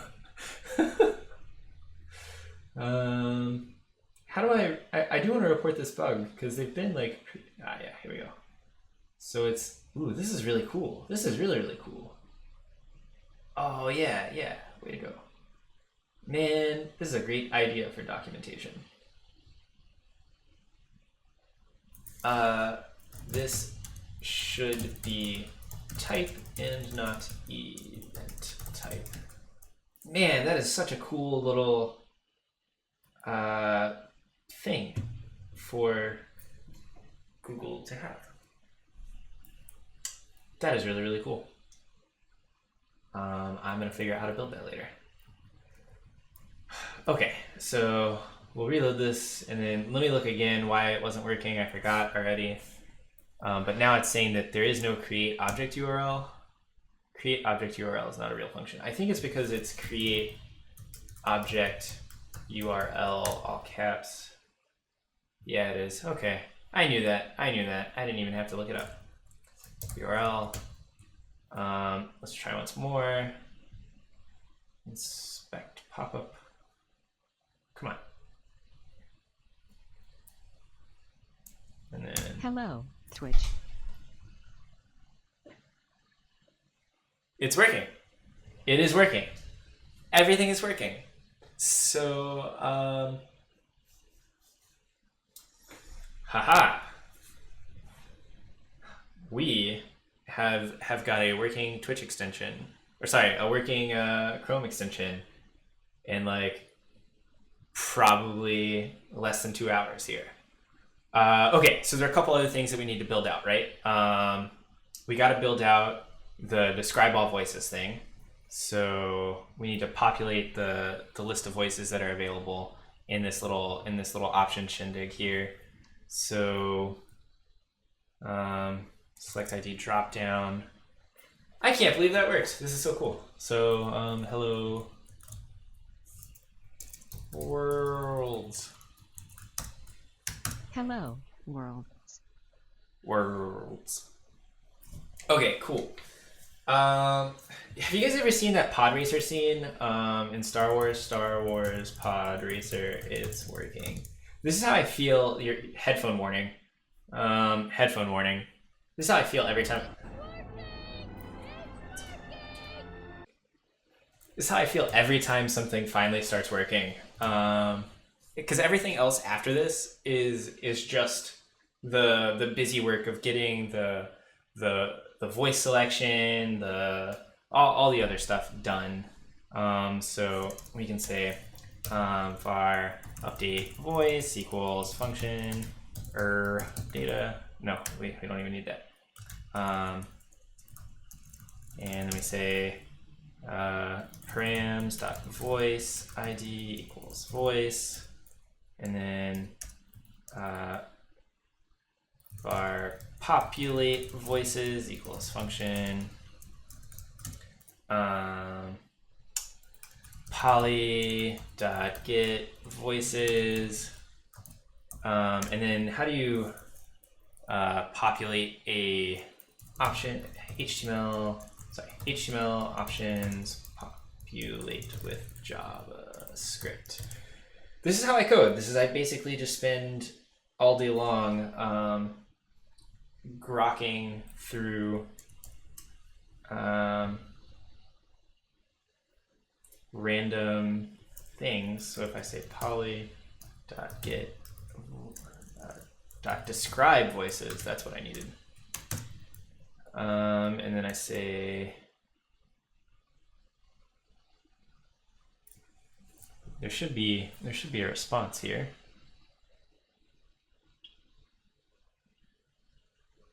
Isn't there? Ugh. And then do I need like a callback? The callback is going to be function or data console.log data. Yeah, okay, so I get an array of voices. So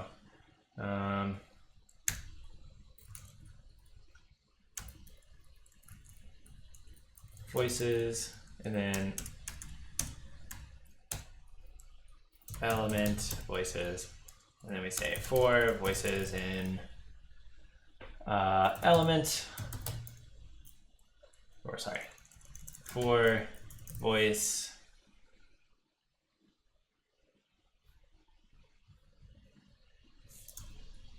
in voices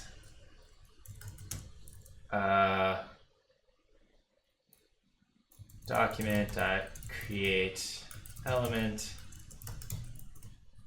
option var opt equals, and then opt.value equals index. We don't really need index. Index, fine. Opt.inner HTML equals element. Where do you put in the? This is a terrible answer. Why was this selected? JSON. Oh. JSON to so Hebel 10. I don't actually know how to use promises or anything like that. Does that? I mean, let's try. Again, I've never really worked with this stuff before, so so poly.describe voices. Oh, sorry. Describe voices. Wait. Dot promise. Oh shit! Sorry, pardon me. That's way cool. So where does okay, so Hebel 10. I'm just gonna call you Hebel from now on. Sorry, I don't know how to pronounce your name. How do I put that into this bottom right corner here where I am going and saying you know, populate this options thing. Populate options from JSON.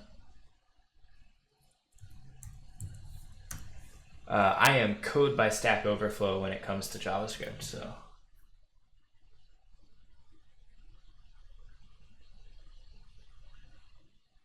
Well, this is jQuery. I don't want to code by jQuery.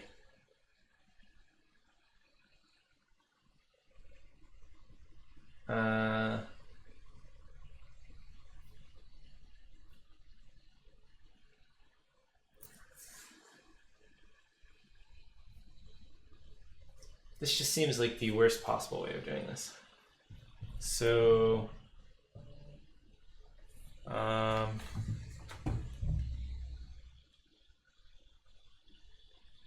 I think everybody who programs professionally uses Select Overflow at least once a day.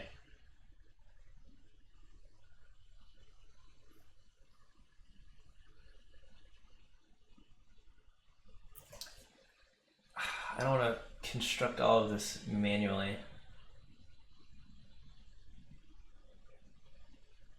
There must be a better way.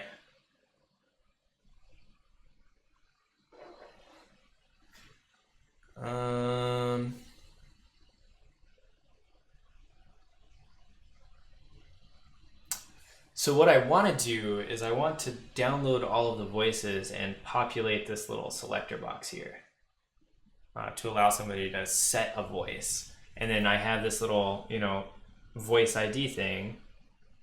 So I'll say var voice ID equals Joanna. And then update voice will be voice ID. And then param.voice ID will be voice ID. So that's my goal there. But I think before I can even do that, I have to also register them in this TTS engine, Chrome TTS engine update voices. update voices. Nope. TTS engine.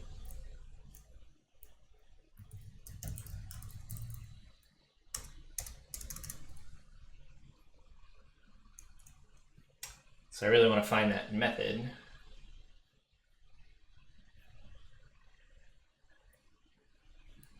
That is undocumented.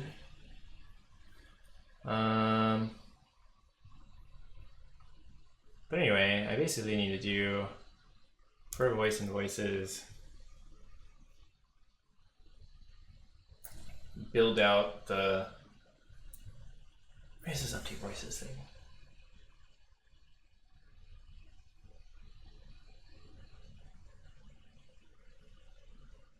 So I basically need to take this JSON object of voices and just throw it into here.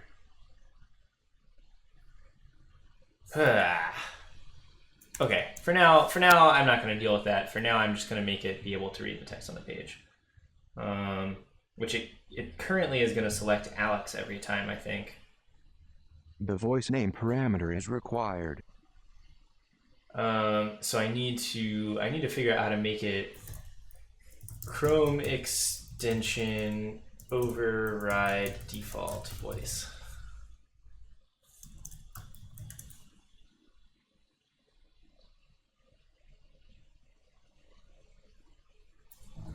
Which may not be possible, by the way.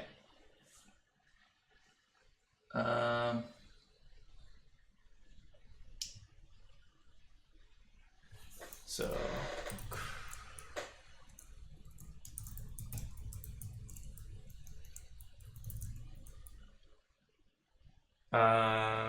Chrome.tts.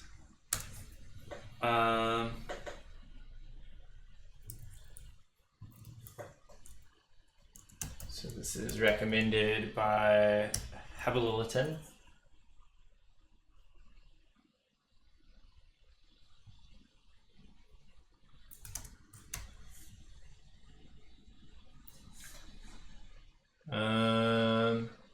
I am not sure that is working for you.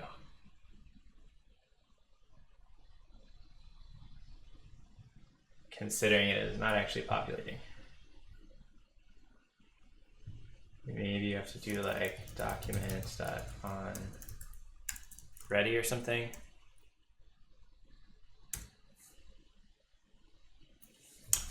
Basically loop through in the strings, create a new DOM node for each option, and then append to the parent select. Yeah, so but I don't want to append all the options in a for loop, right? Like I want to append them all at once, because like I do know in JavaScript you're supposed to make your changes to the, like you shouldn't, like I shouldn't append one at a time. I should append them at the end after I've created each of the elements. I can figure all this out later though. It is 4 p.m. We have been coding for a while. Let me just go ahead and open it all up to questions. This is cool.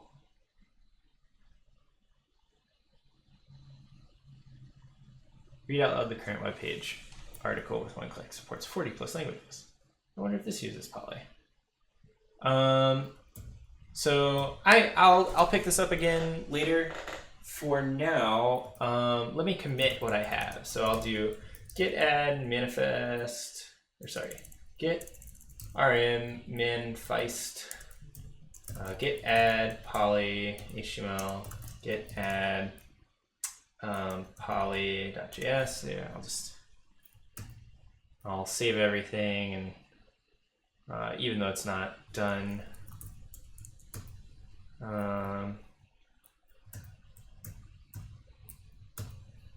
git status, git add poly.js, and then hold on and I'll fix the credentials really fast. Credits.js.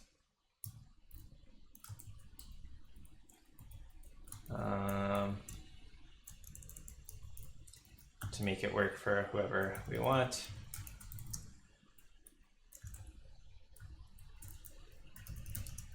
Git status, git add, AWS SDK, git add creds, git add manifest. Oops, sorry, git add manifest.json. And then I'll modify the README really fast and point to a couple different web pages. And then I'll turn this back on briefly. And I'll expect you guys to be well behaved. TTS engine. Thanks to this. Thanks to Hebel. Sorry. Built with help on twitch.tv/AWS. So we had help from Hebel. Hi, sorry, I'm gonna have to copy paste this. Smile. Who else was majorly helpful? Sauron AZM was super helpful. That was a good call. I would have never figured that out without you. Styler Dev, as always. Sauron guy. Styler Dev. Who else helped me out today? I helped Kappa. All right, Dorian Snowball. You did indeed. Anybody else want to be called out here?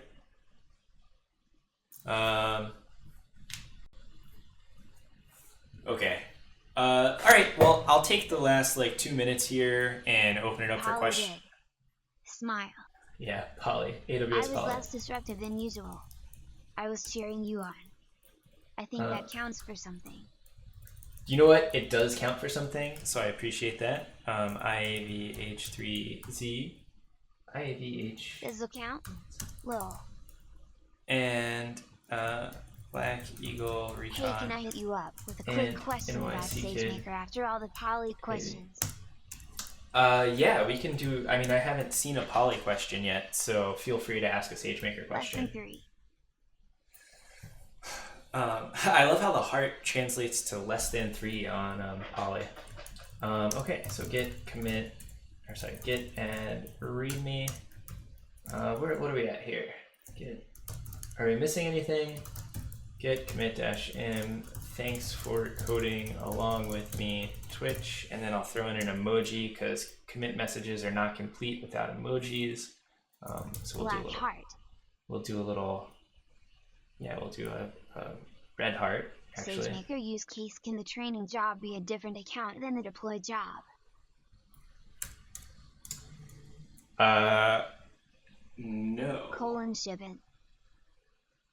So as far as I know, okay, technically it can, right? Because the artifact of the training, so NYC Kid 80 is asking in SageMaker, can the training job be done on a different account than deployment job? And yes, it make reference to different RNs. And yes, it absolutely can. So here's the thing. Does Poly have smart detection for words like penis? Nope, apparently it doesn't. And with that, The account is in the RNs. so you can NYC Kid. What you can do, the artifacts that are from the training job are really just model artifacts that go out to S3, for instance.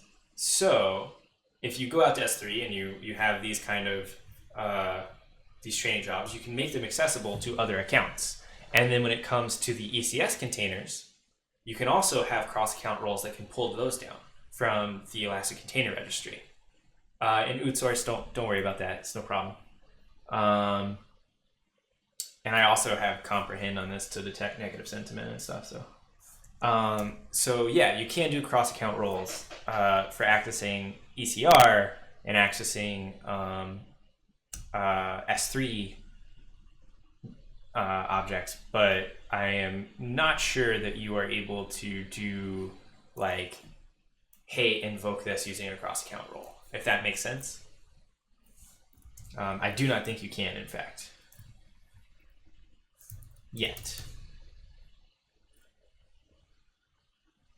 How do I do just like an emoji heart? Like, shouldn't it just pop up emoji heart?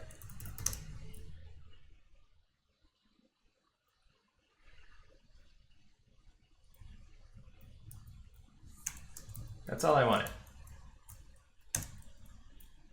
There we go. NYC Kid 80, I do not think you can run create training job. Create training job.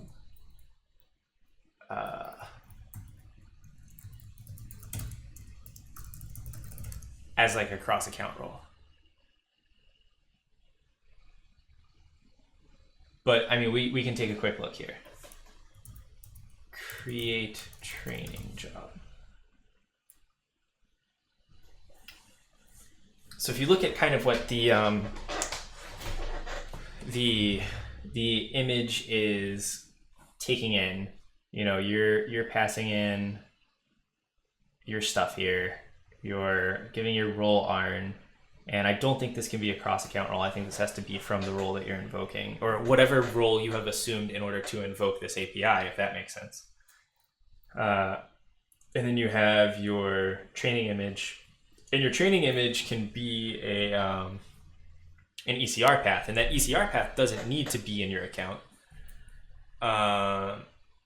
But the S3 stuff doesn't need to be in your account either. The one thing that I will say is it can't be any S3 ARN, right? Because it has to be in the same region that you're launching from. So if you try and pull stuff from another region, you'll get an error. And you find that out after it instantiates the instances. So that can be mildly expensive. I mean, not mildly expensive. It can be, you know, a couple wasted cents spinning up the instance before you find out that, you know, hey, we don't actually have access to these S3 URLs. And then I'll push this.